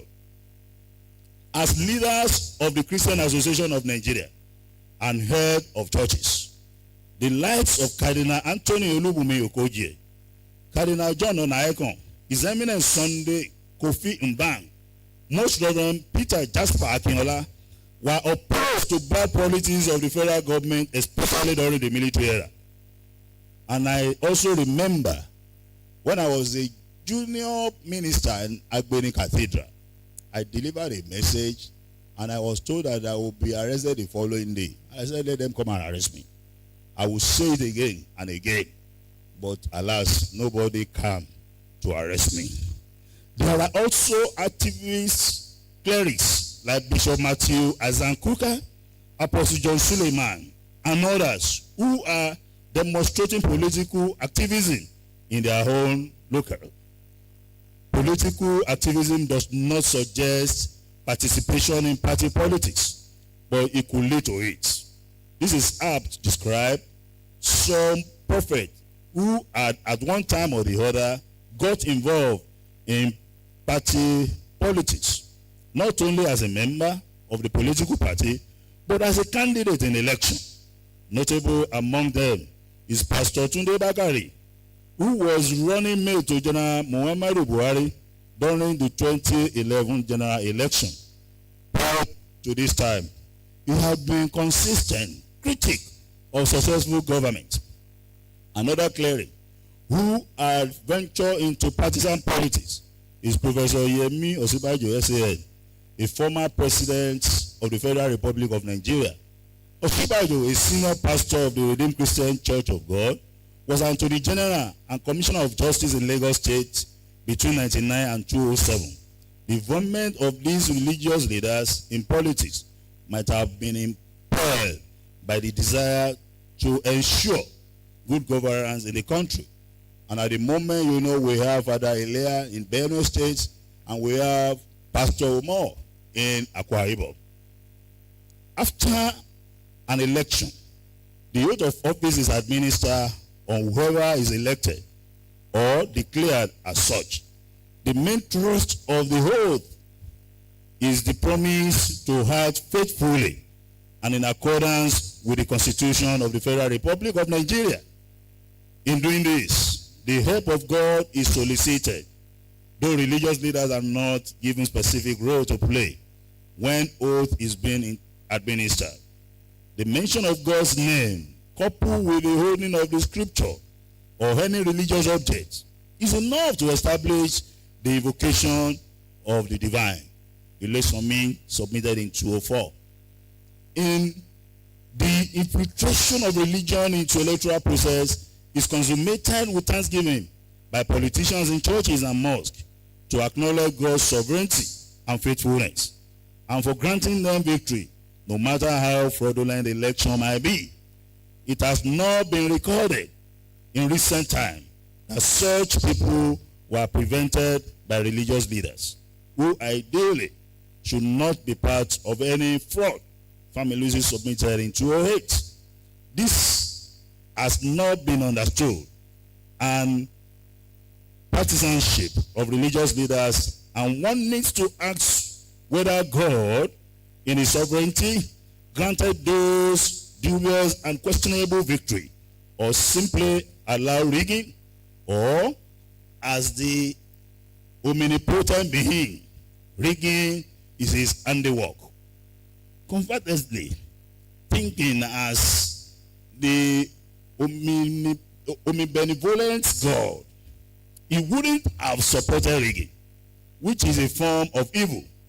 This fact that many religious leaders have not been courageous enough to condemn rigging and other social vices has consistently questioned the relevance of religion in society. The impact of religion on politics will enhance good governance and development if only if the impact is positive. In this sense, one expects religious ethical values to manifest at every point of influence. This means that religious people have a duty to abide by the ethical teachings inherent in their religions, and such will provide good leadership and obedient followership. This confirms Kant's creed of religion of humanity, which is aimed at bringing material security, peace, justice, and progress according to him. Love is the principle. Order is the basis. Progress is the end. Zuba 209. Adherence to religious ethical value is imperative for all religious practitioners. Importantly, Nigerians are one of the most religious people in the world. Therefore, there is a need to live a moral life because it is commanded by God. Omorogbe, 1998. Failure to do this would be counterproductive. As the case of Nigeria, one expects a credible electoral process in a religious community like Nigeria if rulers are obeyed. Religion, being an agent of social control, helps to keep people with the norm of the society, which is the real basis of politics as affirmed by Adele 1988. And I quote, "Religion breeds an ideal heart in a man to be able to be conscious of the need to have a clean heart. By this, he will grow to have a philanthropic or patriotic thought before venturing to lead or represent his people in government of the states. In other words, religion will prepare the mind of the man to be a good politician who will constantly fall back upon his religion to guide him. The teaching of the truth of religion are expected to guide him to be able to lead his people aright as politicians with fear of God in him. He will never consider himself first. Rather, he knows that he is the servant of the electorate, his people. Religion in an idealistic setup therefore serves as oil to lubricate politics. This is to say that religion bears peace and love, both of which are vital ingredients that can sum the interests of societies together for an ideal and a very healthy and purposeful politics. Without missing words, a heart-free election will produce legitimate leaders who will govern with the fear of God and obedient followers.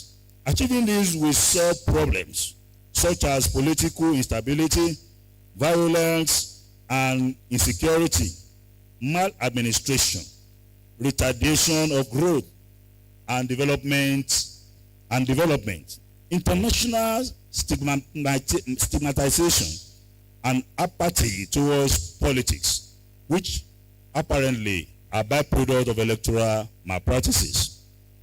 Another expected positive input of religion in politics is the adherence to the oath of office. In this case, political leaders, having invoked God when the oath is being administered, will rule with the fear of God. We must be cognizant of the fact that every content of the oath is a guarantee for good governance, if imbibed. However, what is experienced in Nigeria is the flagrant disrespect to the oath taken by elected and appointed leaders. This is the reason Ilesomi described the oath taking as psychological of mutual mistrust. In the influence of religion on politics, at various times, threatening the corporate existence of Nigeria. For example, the issue of Sharia Court of Appeal almost brought the Constituent Assembly to an abrupt end in 1978, giving the walkout that was staged by some Muslim members and the antagonism of non-Muslims. This wouldn't have arisen if the secular, pluralistic nature of the country had been respected. Religious crises have further worsened inter-ethnic animosity. The Kaduna violence of 2000 displaced many people who had settled in the northern part of the country for many years, as it became necessary for them to relocate to their place of origin. That some part of the country are not safe for all citizens is decisive, and this cannot guarantee sustainable development. Also, the adoption of Sharia law by some state governors almost terminated the National Youth Service Corps, which for many years has been a major unifying factor in our great country. The reason was that many Southerners did not want their children or wards and relations to be posted to where they would not be, to where they would be forced to obey Islamic law. The tension was doused when the general public was assured of their safety. Killing of some corps members in Jos in 2008 is another way of understanding this issue. In fact, a motion was moved at the National Assembly that all youth corps members posted there should be redeployed. Consequently, upon the violence that have become a recurring decimal in that state, no society can grow in the atmosphere of religious violence, which more often than not has political undertone. It should be mentioned that in 2008, the Jos crisis started as a political war, and it later took ethno-religious dimension, in which several lives were lost. Ohia 209. The cancellation of the Miss World pageant that was to be hosted by Nigeria could have been averted in a country where the constitution is adhered to in a religious matter. All these have economic implications on individuals, on states, on our great nation as a whole. Many people in the South do not see the reason why taxes collected paid on businesses prohibited by the Sharia law should be used to develop states that operate it. On the economy, one may not be wrong to conclude that in some cases, public money expended on religious matters such as pilgrimage activities, if not properly managed, places of worship, government houses, and other public places could have been helped in healing economy. This is not to say that spending such money does not have any social and spiritual benefit. And let me say this, as the Executive Secretary of Nigerian Christian Pilgrims Commission, that when government support pilgrimage, people that go on pilgrimage will never go and curse their country. They will go, they will pray for the country. And if there is anything that is helping us in Lagos State, it's because of people that go to the Holy Land to pray. But somebody will tell you, why can't I pray in my home? You can pray anywhere and God will answer your prayer. But when you visit the Holy Land and you see where Christ was born, where he was raised, where he was murdered, killed, where he resurrected, you reaffirm and strengthen your faith. And your contact with God is very strong.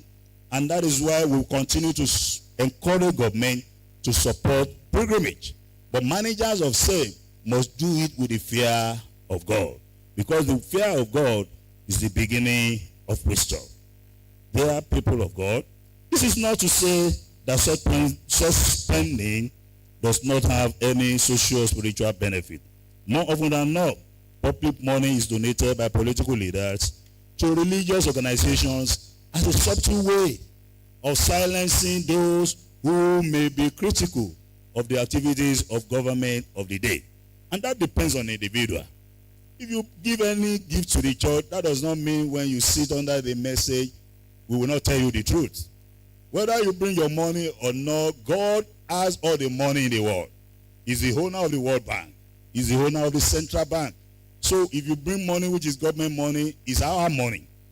We will pray on the money, we will use it to the glory of God. But we will tell you the truth. Sacrificing merit on the altar of religion cannot be beneficial. The irony of this, as earlier noted, is that the level of commitment of those who use religion for their selfish interest cannot be determined. Many of them are simply after what they stand to gain. Moreover, where people vote on religious sentiments, mediocre leaders are most likely to emerge. And when this happens, growth and development will be retarded. Suffice to say that spirituality and leadership skills are not in any way synonymous. From what has been experienced in Nigeria and as established in this paper, absolute secularity is not achievable because of the unavoidable interplay between religion and society. This is to say that religion in politics has come to stay, and religion shall continue to be relevant in society. What can be done in view of this reality is to utilize the benefit acquiring from it so as to attain sustained development, which has been elusive in Nigeria since independence. On this note, we recommend adherence to religious moral values by both leaders and the led. This is imperative because they all have responsibility to discharge in ensuring good governance, and this responsibility are implied in religious ethics, which is in place. The social relevance of religion as established by Emily Duncan shall be justified. Zuba 2009. And we must also say this. The church and governments are interwoven. They are intertwined, interconnected, and inseparable. And you can recall from the scripture itself. You know the experience of that man Nathan, who went to David in his palace and told the king, this happened, and the king said, whoever has done that deserves death. I was bold enough to tell him the truth. You are the one. If you are not close to the palace, you don't enter the palace. In those days, not the palace we have now. Even the wife cannot approach the king if he's not invited. You know the story of Esther. So the church and society will continue to be together. But we must just have the fear of God in our heart. My political voyage, like it's been mentioned earlier, it started in the primary school. We were in primary 4 with my brother, and they asked us to look at the work log and tell them the time. I said the time. They separated about 4 of us who can identify the time. And they now asked us to jingle the bell and announce, you know, those times you have to shout. But when I shouted my own, my sisters in the modern school, they heard my voice and they were shaking in their classroom. So the teacher said, you are going to be the timekeeper. That was how I was chosen. And when we left the primary school, we got to the secondary school. If I've not been a pastor, probably I would have been an actor. So I was the president of the drama group. And my brother happened to be the prefect in charge of our library. And when we left that place, I entered Emmanuel College of Theology. And I have my mates here. Even before I leave secondary school, don't let me forget that one. As the drama group leader, I acted Chogo, Olukoso, Arekujaye, Ajibamba lójú òjè Bamba Jiba, asọ̀rọ̀ tó sojú ọ̀run yànrán. And I came to this university. That's all. They were having their whole anniversary. And I staged Songo for them. Even before the late Alaafin of Oyo. And because of that, in my secondary school, my mate called me Songoti today. But when they see they will, Bishop. So after that, in Emmanuel College of Theology, I have my mates, Averebo, Ediro, Atolaye, Olori Kodoro is here. Akonde is here. And many of our contemporaries, Jacob Adeyemi, Jacob Ibikunle, you know, I became the prefect in charge of the common room. And I'm the one, when visitors come, we will take care of them. When they leave, we will clean the common room. And we'll go. In my year 2, I became the prefect in charge of labor. And as labor prefect, I became the tax master. Everybody must take cutlass on Saturday and we will weed our environment. But we do it with joy. And in my 3rd year, I became the Secretary General of the student body. And I will never forget the statement of our then dean, Tabasho Lange. When he announced my name, he said to the students, election could be funny. How could you have elected somebody that has problem with his English language in O levels as your secretary? And the people said that is our choice. But as God will have it, when we were having our graduation, he was seated. He has left at the dean. And they announced the best students in English language. And I was called. So I just raised the award. And I said to the students, election could be funny. And everybody laughed. And we left Emmanuel College. On getting to the Premier University, which I desired to attend, like I said, the first time I passed through this university to Emmanuel College, people that are here, are they human beings like me? How can I enter University of Ibadan? And I hate JAMB. Because they will remove from the mark you score. I said I will never sit for JAMB. That was the reason I had to do my deep RS. The 3 of us here, we did it. We come back to sit with our junior to ensure that we escape JAMB. And there was a day I remember we wrote 5 papers in Emmanuel College. We entered the exam on 9 a.m. and we came out 7 p.m. because they are writing those papers same day. So you cannot go out because they believe you will see the questions. And those questions have been modified by Department of Religious Study. When they bring the result again, they will cut the mark. I say, what type of life is this one? I won't do degree in Emmanuel College. I want to enter that university. And in 1992, I got admission to University of Ibadan. Because of strike,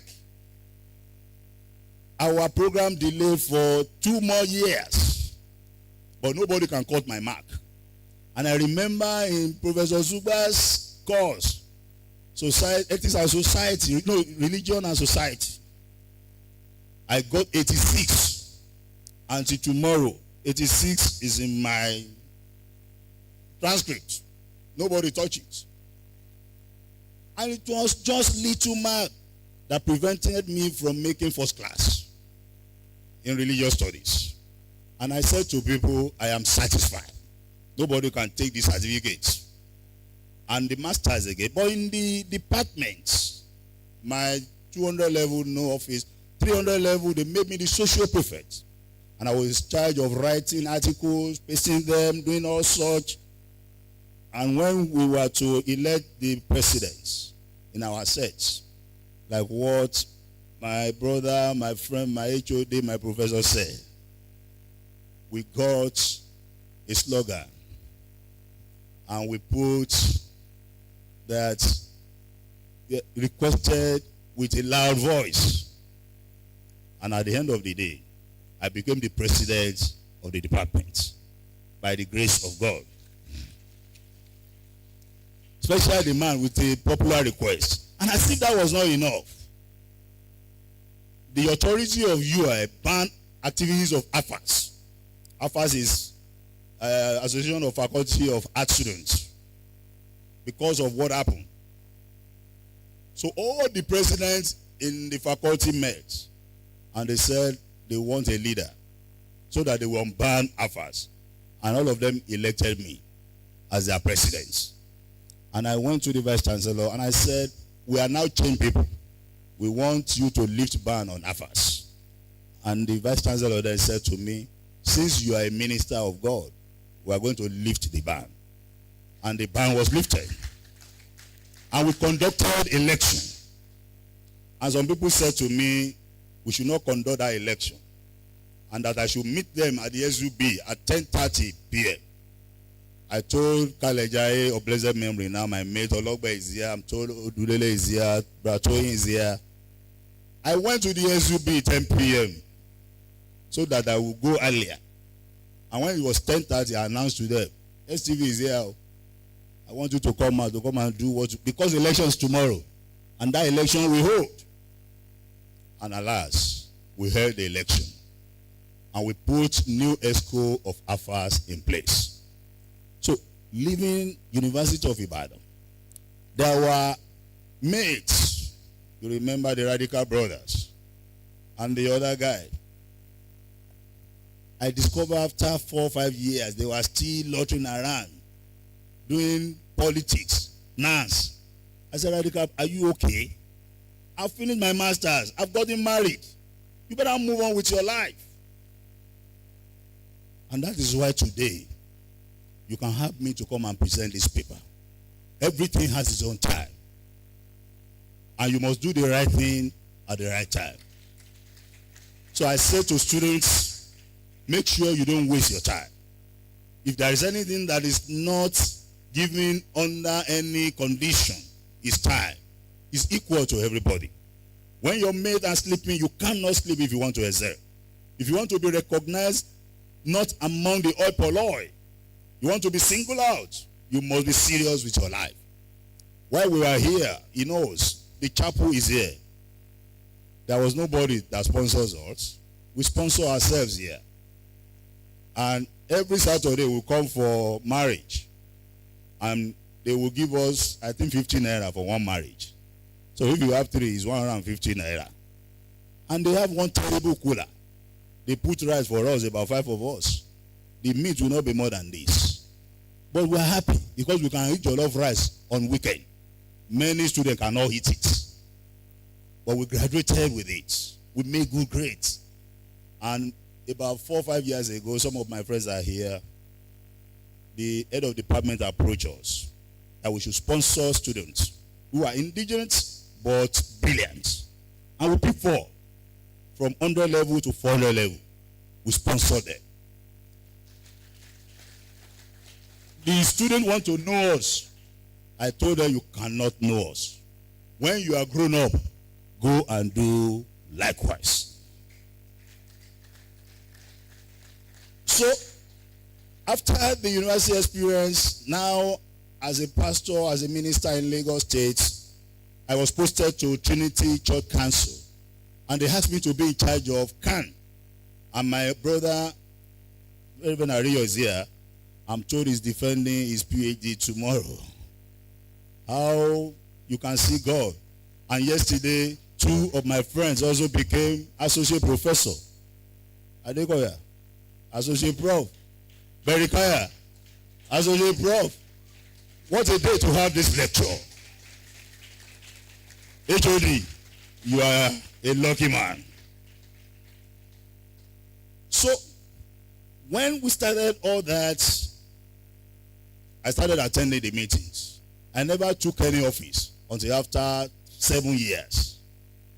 And people said, you must be the vice chairman of CCN.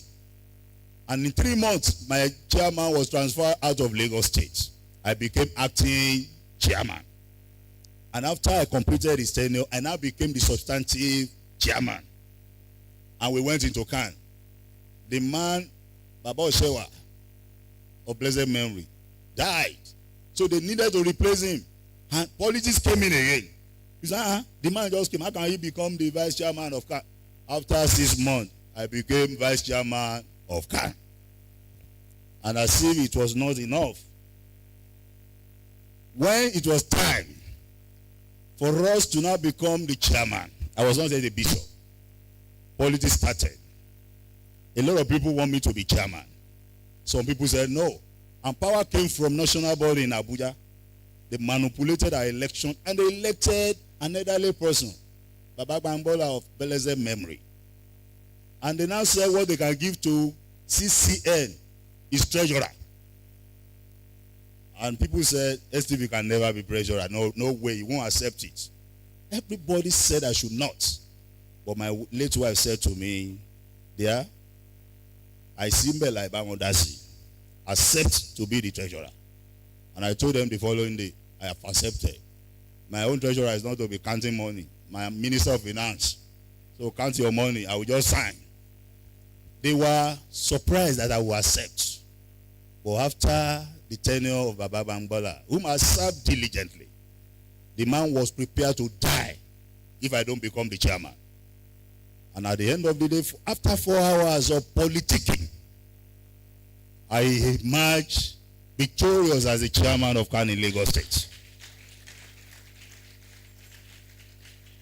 And at the national level, I was chosen to be the director of national issue and social welfare. And at the zone, the Christian Council of Nigeria also elected me as the chairman. So it was just coming. And because of that, I was exposed to politics in the church. In fact, it started from my own church. Because I serve in Tinubu. Tinubu is the seat of power. You have the prelate, you have the secretary of conference, a bishop, you have bishop of evangelism, a bishop. That time we even have assistant secretary of conference, a bishop. So if you serve in that environment, you must shine your eyes. And there are elections that have been held in my church. I don't have right to vote. And people will tag me as a man that has about 20 votes. I said, you won't kill me. I'm not voting now. But I think God has a way of doing things. And that is why in the state as well, I became involved in governance. And we tell them, I was with the governor of Lagos State 2 days ago. And the man said to people that followed me, he said, if there is anything I love, they are all here, about chairman. He will scold you when he needs to scold you. And after discussing, I tell him, we have to discuss inside. Because I will tell you the truth. It's either you take it or you leave it. But my conscience will say to me, I have done the needful. So dear people of God, my concluding remarks.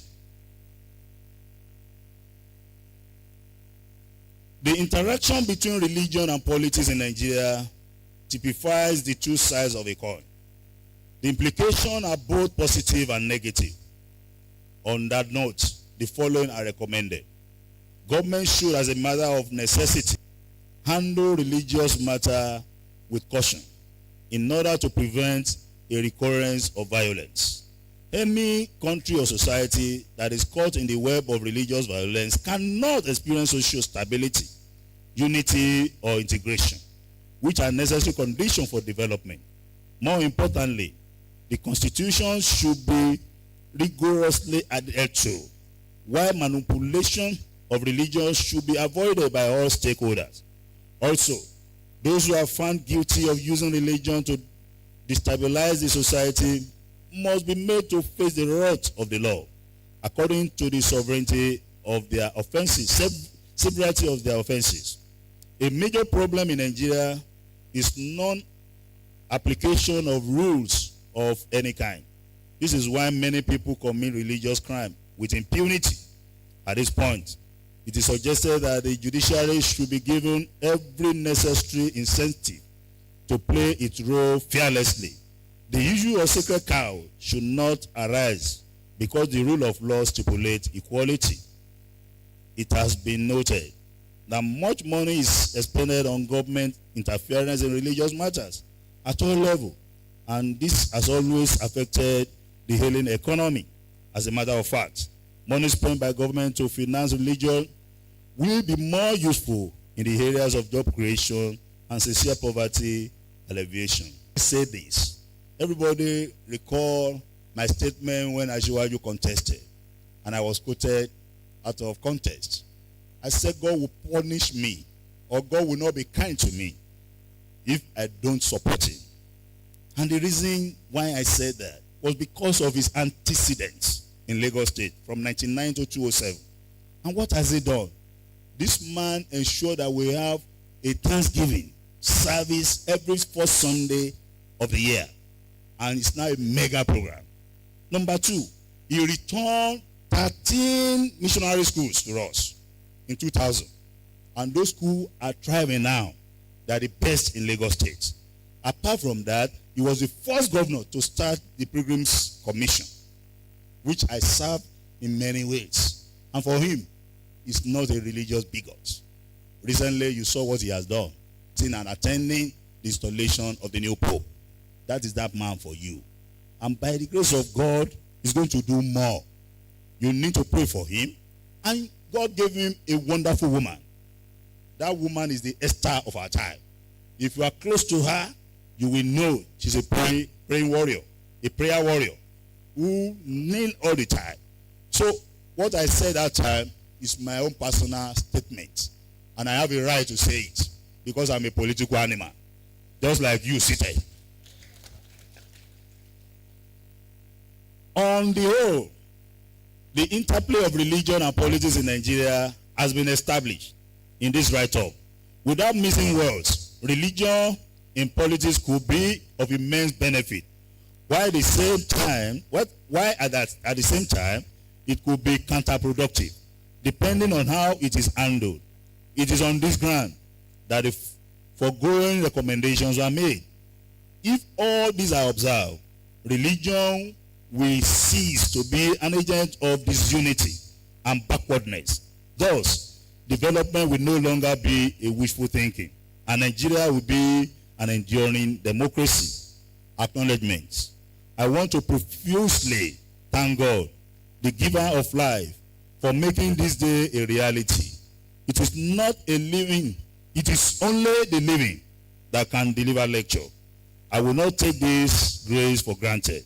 Special thanks to the Vice Chancellor, Professor K.O. Adebowale, the Deputy Vice Chancellor Administration, Professor P.O. Olakbegba, and other principal officers of this great university for providing quality leadership. I acknowledge the Dean of the Faculty of Art, Professor S.O. Oyetade, the Head of the Department of Religious Studies, Professor O.O. Familusi, my brother, my friend of over 30 years, and also my church member.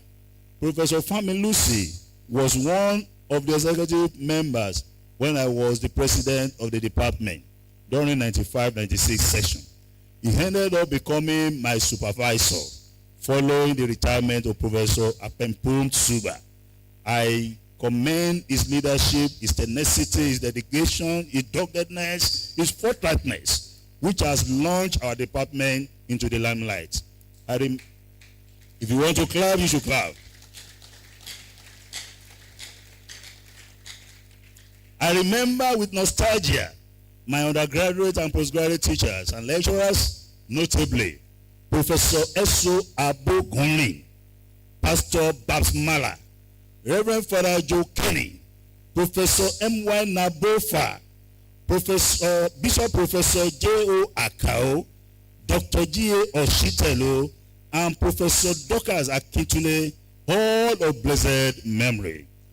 I request that we stand a moment of silence.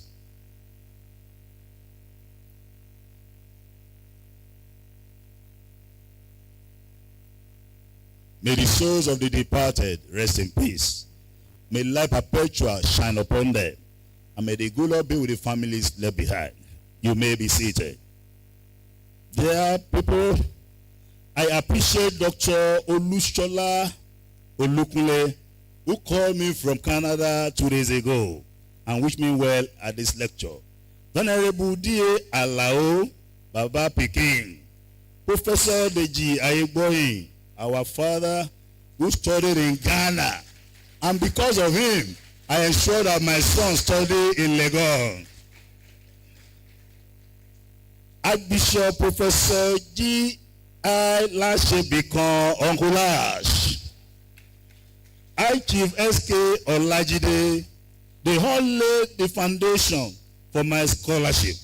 Other serving lecturers, notably Professor Ayotayo, Professor Fatokun, Professor Dada, Professor Labiodon, who started with us 37 years ago in Emmanuel College. She came to our college to serve his NYSC. So we cannot forget the relationship. And of course, Baba Obiko, Bishop Obijole, Professor Mepaida, my own classmate in Emmanuel College, now a professor.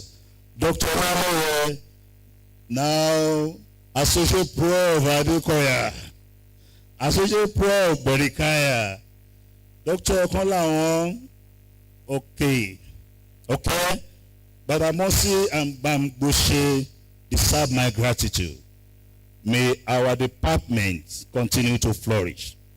I cannot forget my spiritual leaders who contributed significantly to my spiritual development and also introduced me to church politics. His Eminence Dr. Sunday Kofi Mbang, Archbishop Olasoji Makindipe, my late father-in-law, and Archbishop A.A. Omodumbe Alaji Agba, all of blessed memory. His Eminence Dr. Sunday Ola Makinde, His Eminence Dr. Samuel Chukwemeka Kanu Uche, who made me a bishop despite all odds. But let me tell you this. When the man called me, he said, people said to me, you can't be made a bishop because you normally say the truth. He now asked them, who should we make a bishop? If not STV, I am going to nominate him. And others were nominated alongside with me. By the end of the day, I became a bishop.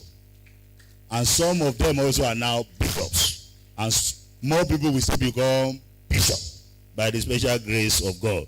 So, Emmanuel College student, your own time will also come. Don't worry. His Eminence Dr. Oliver Ali Abba, the current prelate of Methodist Church Nigeria, and all the archbishops that are here and bishops.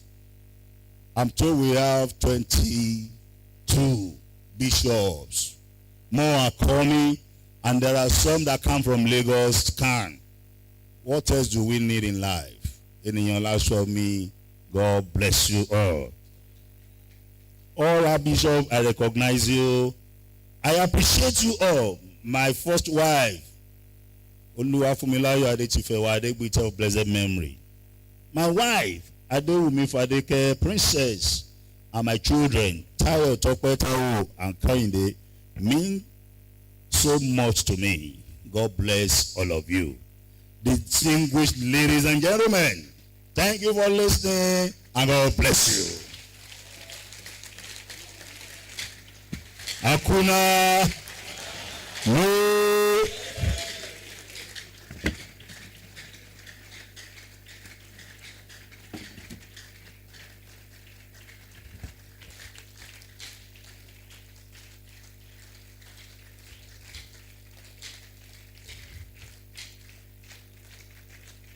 Thank you. God bless you. Please take your seat. Before inviting Very Reverend Dr. O. Berekaya to come and anchor comments and questions, permit me to invite to the high table the first distinguished alumni lecturer, Most Reverend Dr. Williams Oluwarotimi Aladekowe. Baba, please come to the high table. We have reserved this seat, and we are happy you are able to take it.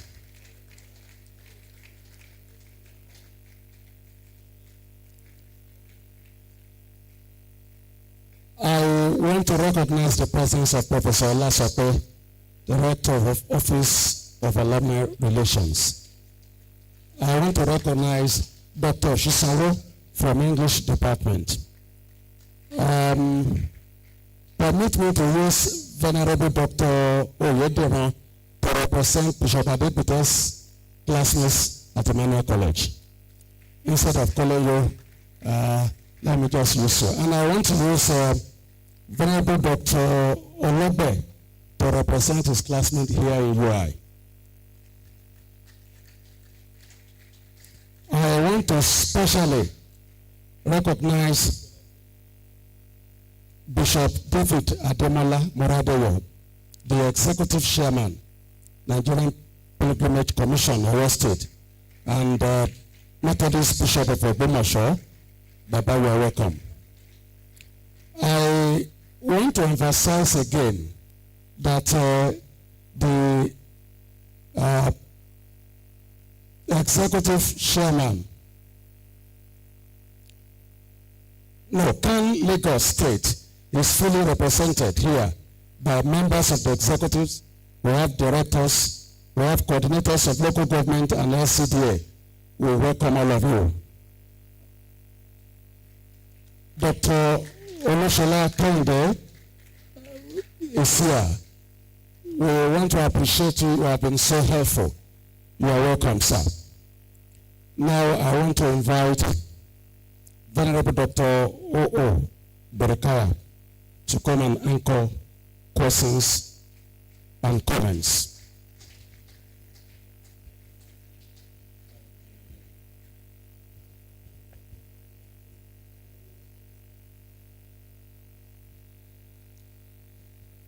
The Vice Chancellor, Vice Chancellor, my Dean, all professors here present, the distinguished personality lecturer, your graces, your right reverences, all protocols duly observed. It's time for questions and answers. We will not spend too much time on it. We want to have people who want to ask one question or the other. We raise our hands, we take numbers, we take 5 at a go, then a 3 at a session. So we have 1, 2, 3 from here, 1, 2, my Lord Bishop. Then after that, we'll take a short comment from Dr. Kolamo, and then we'll take responses. So let's start with, yes, sir.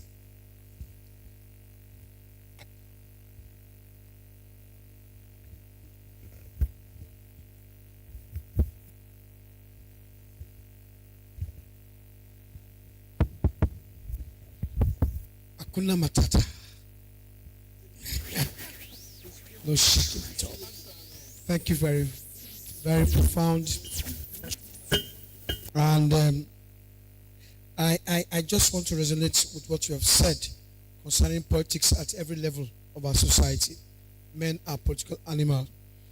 I teach this course, politics and the media. And I always tell people that politics is played at every level, family, everywhere. But what you have said today, I just want to ask a question to point you to it. How do we, as a people, because for instance, in Lagos, let's say for instance, you find that in particularly political space in Lagos State, for instance, you find more Muslims there, as it were. Christians kind of shy away from it. How do we as a people developing that side, that's how do we address that so that simplified, that is not anything bad, but right, many pastors, many Christians shy away from it, from politics, and it's affecting a lot of things. So how? That's the question. And how do we make it so true that people can enter into it?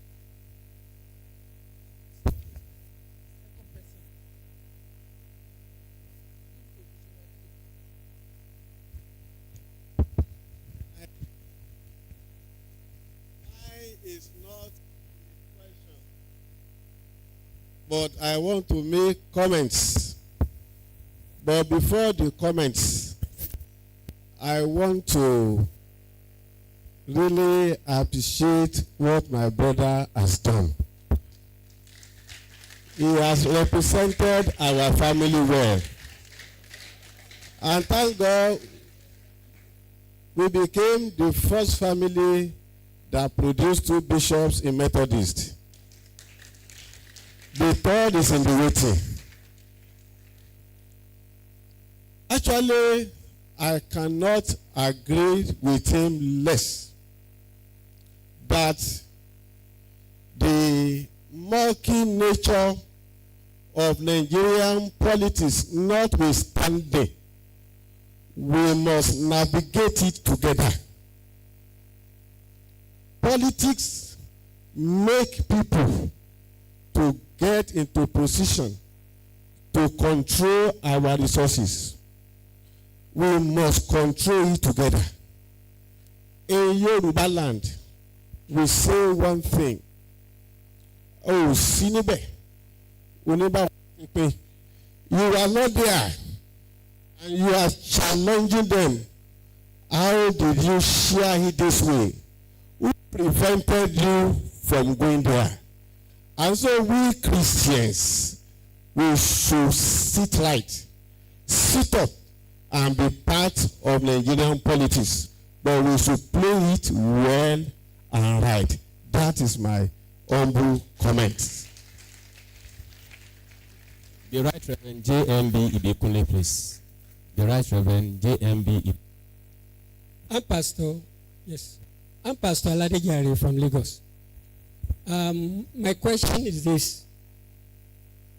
The church or the Christian body should have a particular department that is so dedicated to this matter of politics. For example, if you know, during the election of the president, some of us looked at it this way, that if Asiwaju has chosen even a Christian in the north, he would have won. Because the kind of data they are giving to us about the Muslims or in the north is not true. If you look at it very critically, you will see that we need to keep the real data and see that we have more Christians even in areas where they are saying that we have the Muslims. So thank you, sir.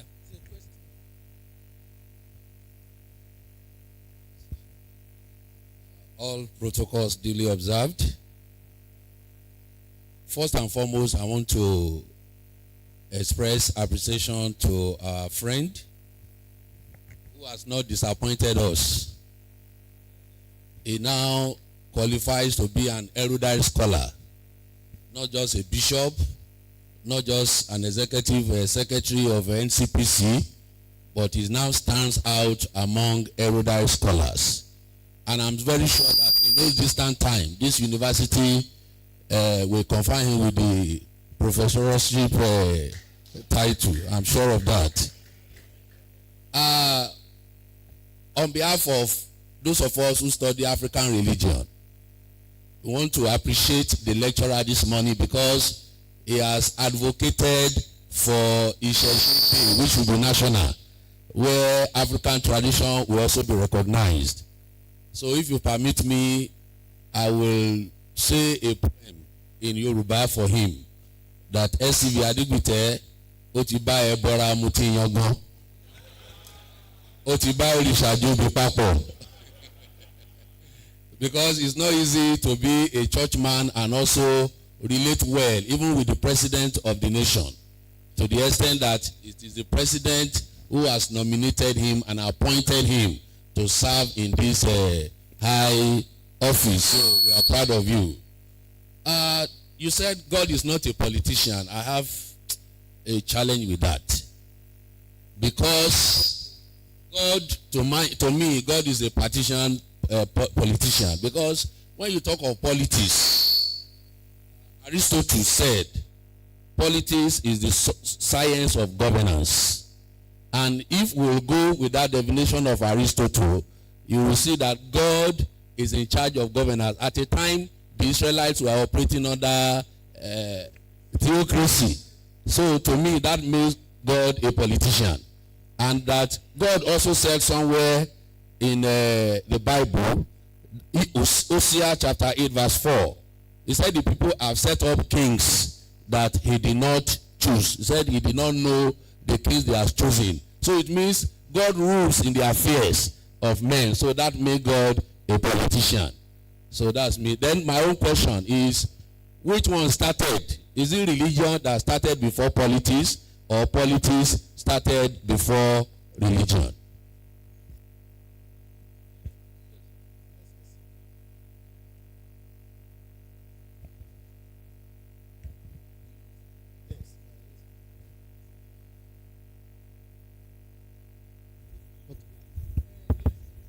Thank you, sir.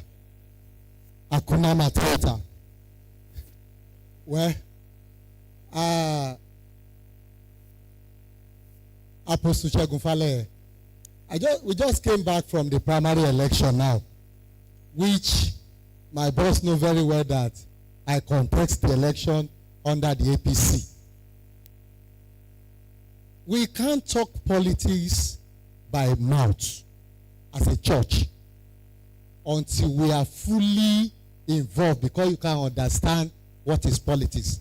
So I think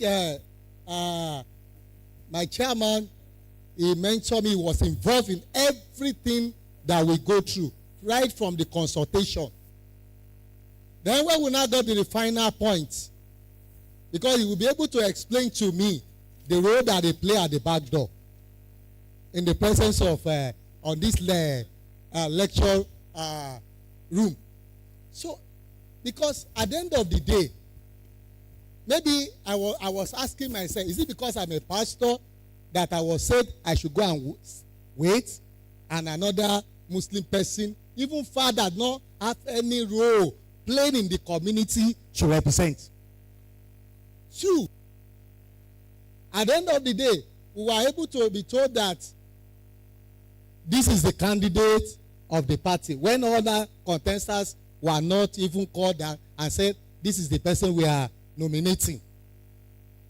Even the level, no matter the level of your qualification, if they say this is the person that is going, according to the explanation from the book, that's the person that is going. At the present now, we are having issues because the person nominated was not cleared, and it was being said that that's the person that is going. So the battle is still on ground as of now. So the church, I want you to explain to us more, sir. What do we do more as a church? Thank you, sir.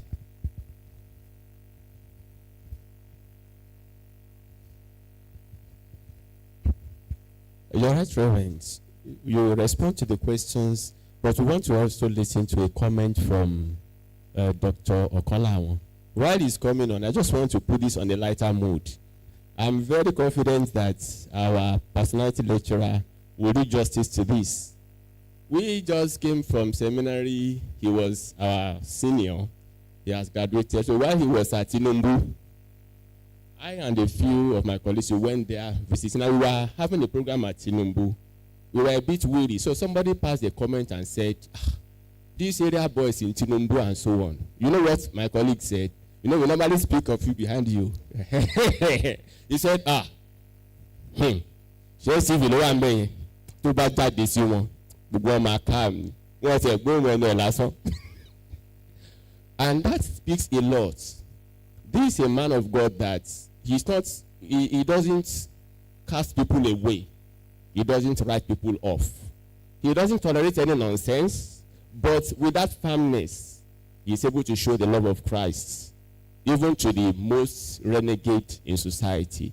So while he was at TUNDE as a presbyter, he may not know this, but he left a mark in that area that some people are still talking about today. If not for his personality, there are several on that street, that area, that may not have known the light of the gospel. So over to Dr. Okolawon. Well done, sir, my bishop and the lecturer. This is personal, and I'm taking you personally, sir. Probably after this lecture, I will have to collect your personal private number from the HOD so that I can call you. 1 Corinthians 10:23 says, all things are lawful for me, but not all things are helpful. All things are lawful for me, but not all things edify. I'm taking you on, sir, on what you stated in page 16, third paragraph, pages 8 to 9, of your public support for the current president. I think it's dangerous, sir. Very, very dangerous. The reason why I said I will collect, to me, the reason why I said I will collect your personal number is every time I have a grievance with the current government, I will call on you. Now, there's nothing wrong about being involved in politics and also activating our people to be practically involved. Even a pastor can be involved by joining a political party. But when, as clergy, we come out and use the pulpit to support an individual, I say it's dangerous. It's my personal opinion. Because once that person fails, we do not only represent ourselves, we represent the institution. And Bishop is not just representing Methodist Church, Nigeria, or his person. He's representing Christianity in Nigeria. That's why I said it's dangerous. David was asked to go and anoint, Samuel was to anoint David. God did not tell David how he will do it. He said he was coming to make a sacrifice. And so, for us in clergy, we could teach our people on the kind of people they should support. But to come out bluntly in the open and say, support this person, I just want to say it's dangerous. Thank you for that comment. During the presentation, you will see that the bishop said something that he was virtually misrepresented. So, and he tried to correct that impression at that time. So, Your Right Reverence, we want to listen to your response to these questions and their reactions. Thank you. Okay. Thank you very much. Quickly, let me respond. Number one, the way as people, how do we develop attitude of telling our people to join politics? That is exactly what we are doing here today. And that is why in Lagos State, you have a Christian governor. Because some of us put our life on the line. After the tenure of Fashola, they called us to an hotel and they said there is Boko Haram threatening Lagos. And when the governor finished giving his lecture, I told Mr. Governor, don't go, we have to reply. There is no Boko Haram in Lagos. The only Boko Haram that we are going to have is for you to leave and put another Muslim. He said, I said, yes. He now said to us, but if you go to hospital, do you choose your doctor? I said, I have a choice. I can choose my hospital. He said, if you go on a airbus, on a plane, do you choose the pilot? I said, I have a choice. There is earpiece. There is a Dana. There is a Max Air. So it's me that I choose the airline I want. So I don't want to know the pilots. But I'm telling you, Mr. Governor, it is time for a Christian after 16 years. And he said, no. But we went to Asiwaju. And Asiwaju told us, go and look for 3 Christians. They will go for primary. Whoever emerges the winner becomes the governor. And that was why you had Ambode. And when Ambode started his own, we now had Sanwo-Olu. Sanwo-Olu was not to go for second term. We said he must be allowed to go for second term for equality. Asiwaju accepted. So it's part of what we are doing to educate people. But if you are not there, you cannot ask how it's being divided. So that is why we will continue to speak out at the right time. Number 2, the person that has, if Asiwaju have chosen a Christian, he will have won. I tell you, is a lie. He will not win. I will tell you the reason. Listen, Aladejare will be the northerner. Don't see Muslim here as Muslim. they group them as Keferi. So for him to come from this side and now pick another Christian from that place, he will not. So, exactly, ìjà ọpọlọ ló ń bá wọn jà. Ó dẹ̀ ń jà ló dẹ̀ máa jà yọrí. Now, for us, like what my brother said, you know what we do in scholastic work is to create a lacuna. And when you come to fill that lacuna, you get your own PhD from it. You can prove that God is a politician. You can also prove that God is not a politician. So that is scholastic expression.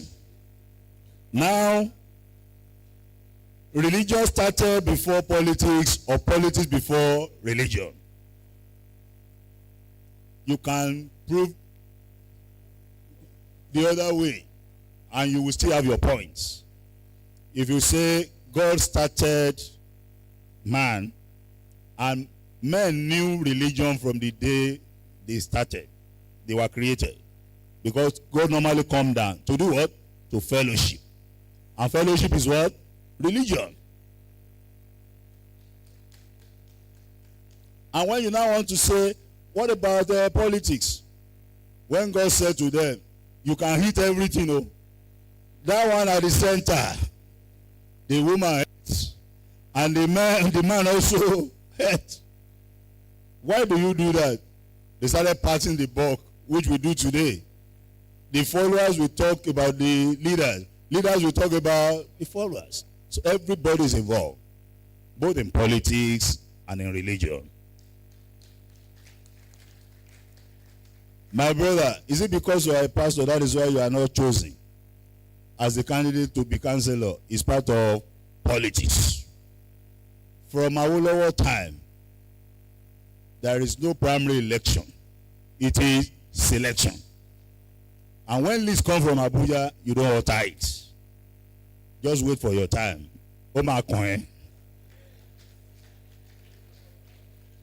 my brother, once you have said personally, your personal view is you. My personal view is me. And you can't compare your figure with mine. I am a bishop. I'm a politician. I was elected with politics to become a bishop. So you cannot divulge the church and the state. You are interwoven. If you divulge and you separate the church from the church will suffer for it. If you leave it for them, we are going to be governed by uncivilized elements. Never again. We are deeply involved. And let me say to you, because of my involvement and the position they put me, I have used it to bless the church. And I'm going to continue to do that. And the president knows the reason why he put me in that place. Continue to pray for me. Shalom. Akuma. No.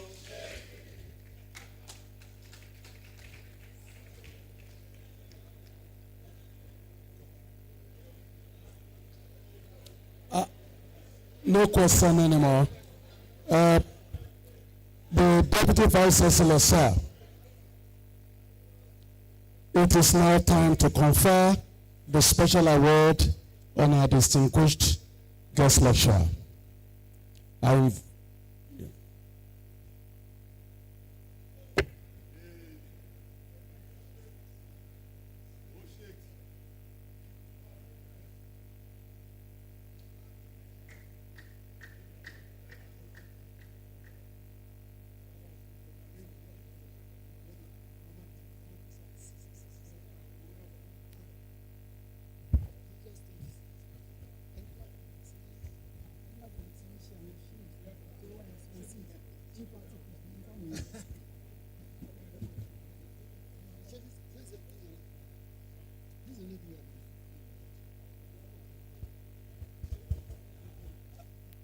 Well, it is good to please step down so that we'll be able to see you. And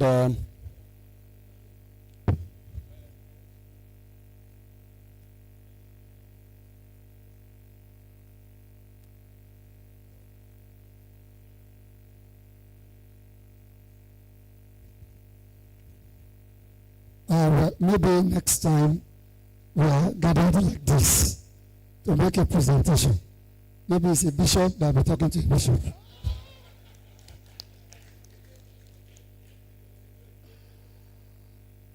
Well, on behalf of the Vice Chancellor, the University of Ibadan General, and the Department of Religious Studies in particular, it is indeed a thing of honor to present to you a great alumnus, worthy alumnus of the University of Ibadan. This award of distinguished alumnus of the Department of Religious Studies. Or maybe before I go on, I should just request that the Director, Office of Alumni Relations, should join me here. Because this is a program. These are my alumnus we are holding.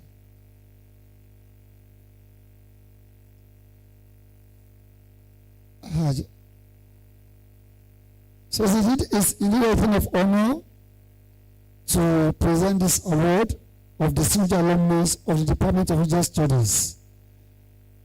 Conferred on your good self, the Right Reverend Stephen Tunde Victor ADEGBITE, PhD, GPG, in recognition of your services to God and to humanity, and particularly to the body of Christ.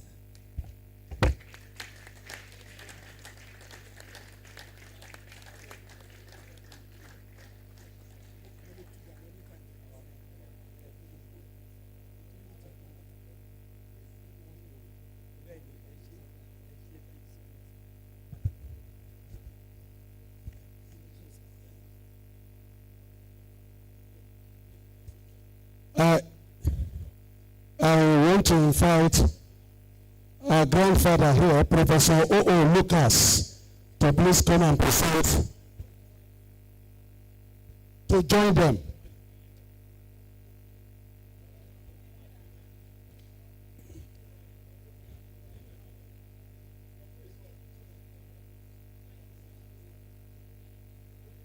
The second presentation and photograph will be jointly done. Yes.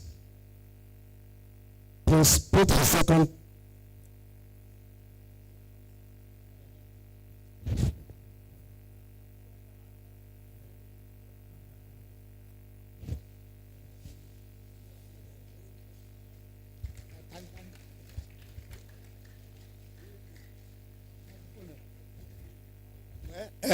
Bishop ADEGBITE, I'm very happy to meet you. I've always been seeing you on the television, and with all your views, I endorse all your views. On behalf of the Faculty of Arts, Premier Faculty of the University, the Premier University, I present this portrait of yours to you. To the glory of God, you will be continuing to be relevant to us in this country. Continue the good work, please. Thank you.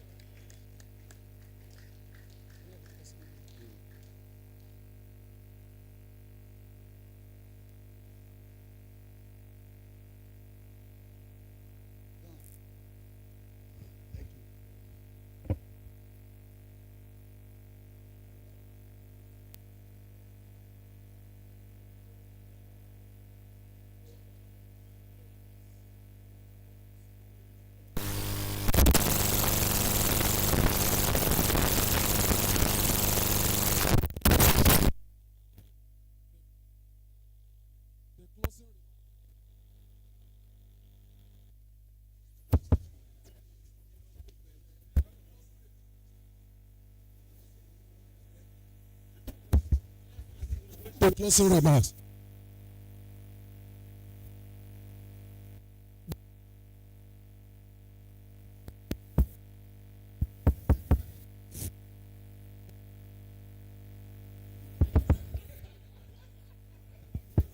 Hello? Well, distinguished ladies and gentlemen, let me just give the closing remarks because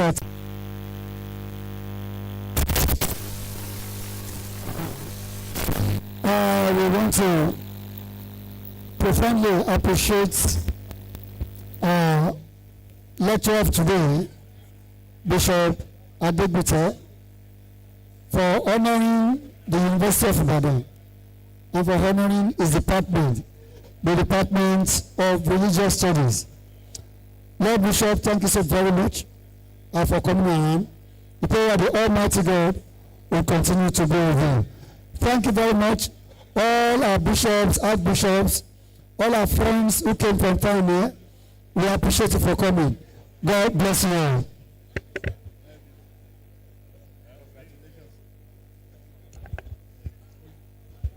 Vote of thanks. A vote of thanks. On behalf of the Department of Religious Studies, University of Ibadan, we want to appreciate the Vice Chancellor, Professor P.O. Olapegba, the Dean of Arts, Professor S.O. Oyetabe, our guest lecturer for today, Right Reverend Dr. Stephen Victor ADEGBITE. You have done well. We really appreciate you. All bishops here present, all students here present, and all our past students here present. We appreciate you all for coming, and we pray that as you go back to your destinations, the Almighty God will be with you. Thank you so much for coming. You are welcome. Well, permit me to invite NASOS, the entire students.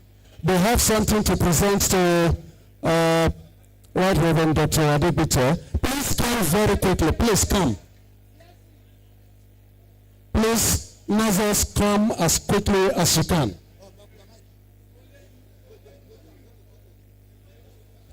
Members of NASOS that are here, please come and come very quickly.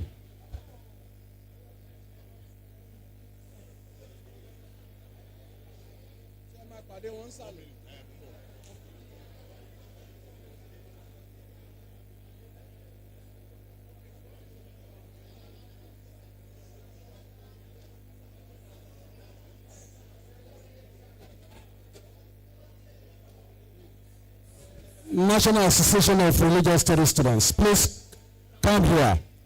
Yes.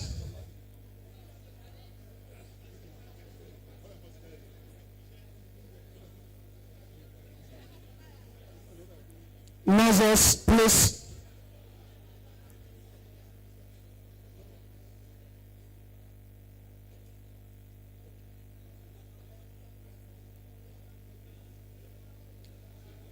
As we do that, I want to invite Right Reverend Dr.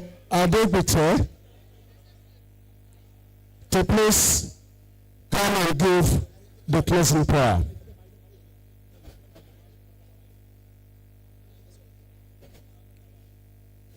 But before you pray, let the presentation be done.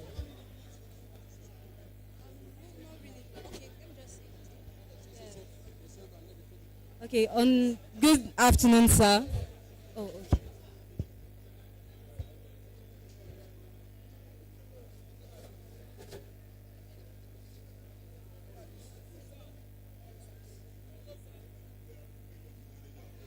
Good afternoon, sir. My name is Blessing. Yes, I'm the president of NASOS, and on behalf of NASOS, executives of the council, and everybody, we would love to present to you this small token of our appreciation. Thank you so much for coming here.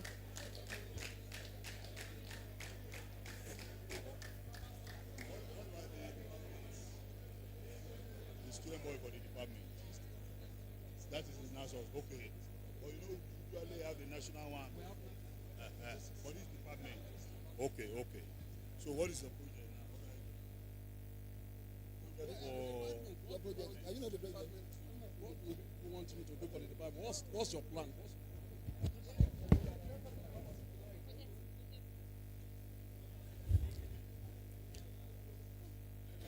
The former president and the new president are coming, so they are the former president and the current student. Many college students should be coming closer. You have done so well that we would like to see you, but wait a little, let them. Don't forget that I'm making my bishop to also stand there. So they will meet you immediately after the.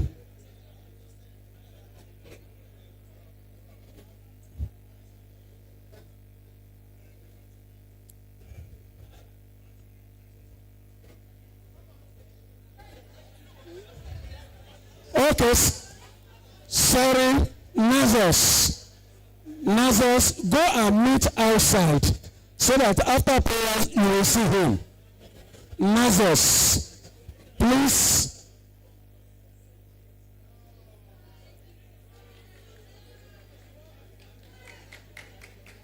Please stay there. Emmanuel College students that are around will take photograph with you. Emmanuel College students. Nazos, please go and make up your mind. Emmanuel College student, please come very quickly. Emmanuel College, please, just a photograph, please. You have demanded for this, and please do very quickly. Very good. My Lord, it is time for prayer.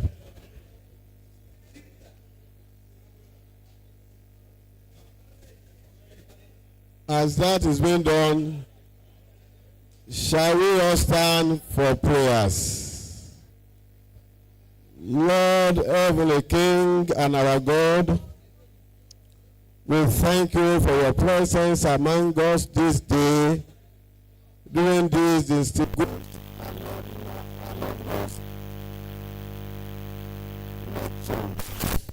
that you have ordered to your glory and honor.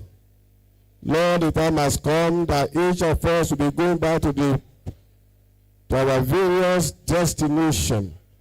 We pray that your presence that saw us here safely will see all back safely. And when we shall be gathered again, we have every cause to sing praises to your name. Thank you, Lord, because you have answered. In Jesus' mighty name we pray.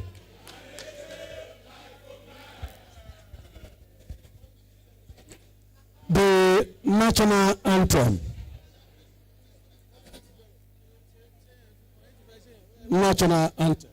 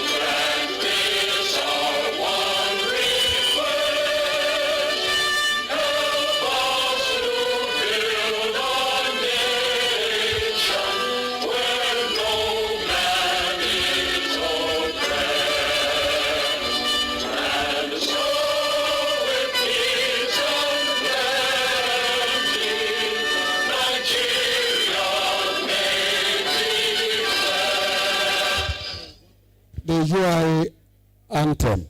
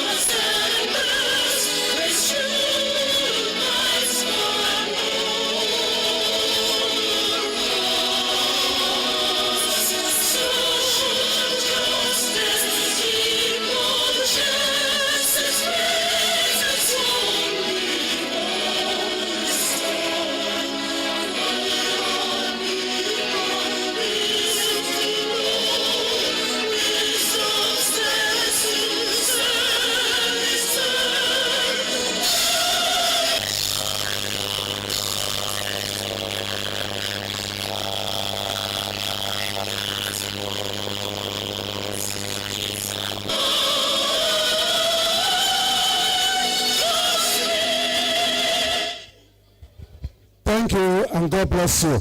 Department of Religious Studies, we shall come forward here to take our own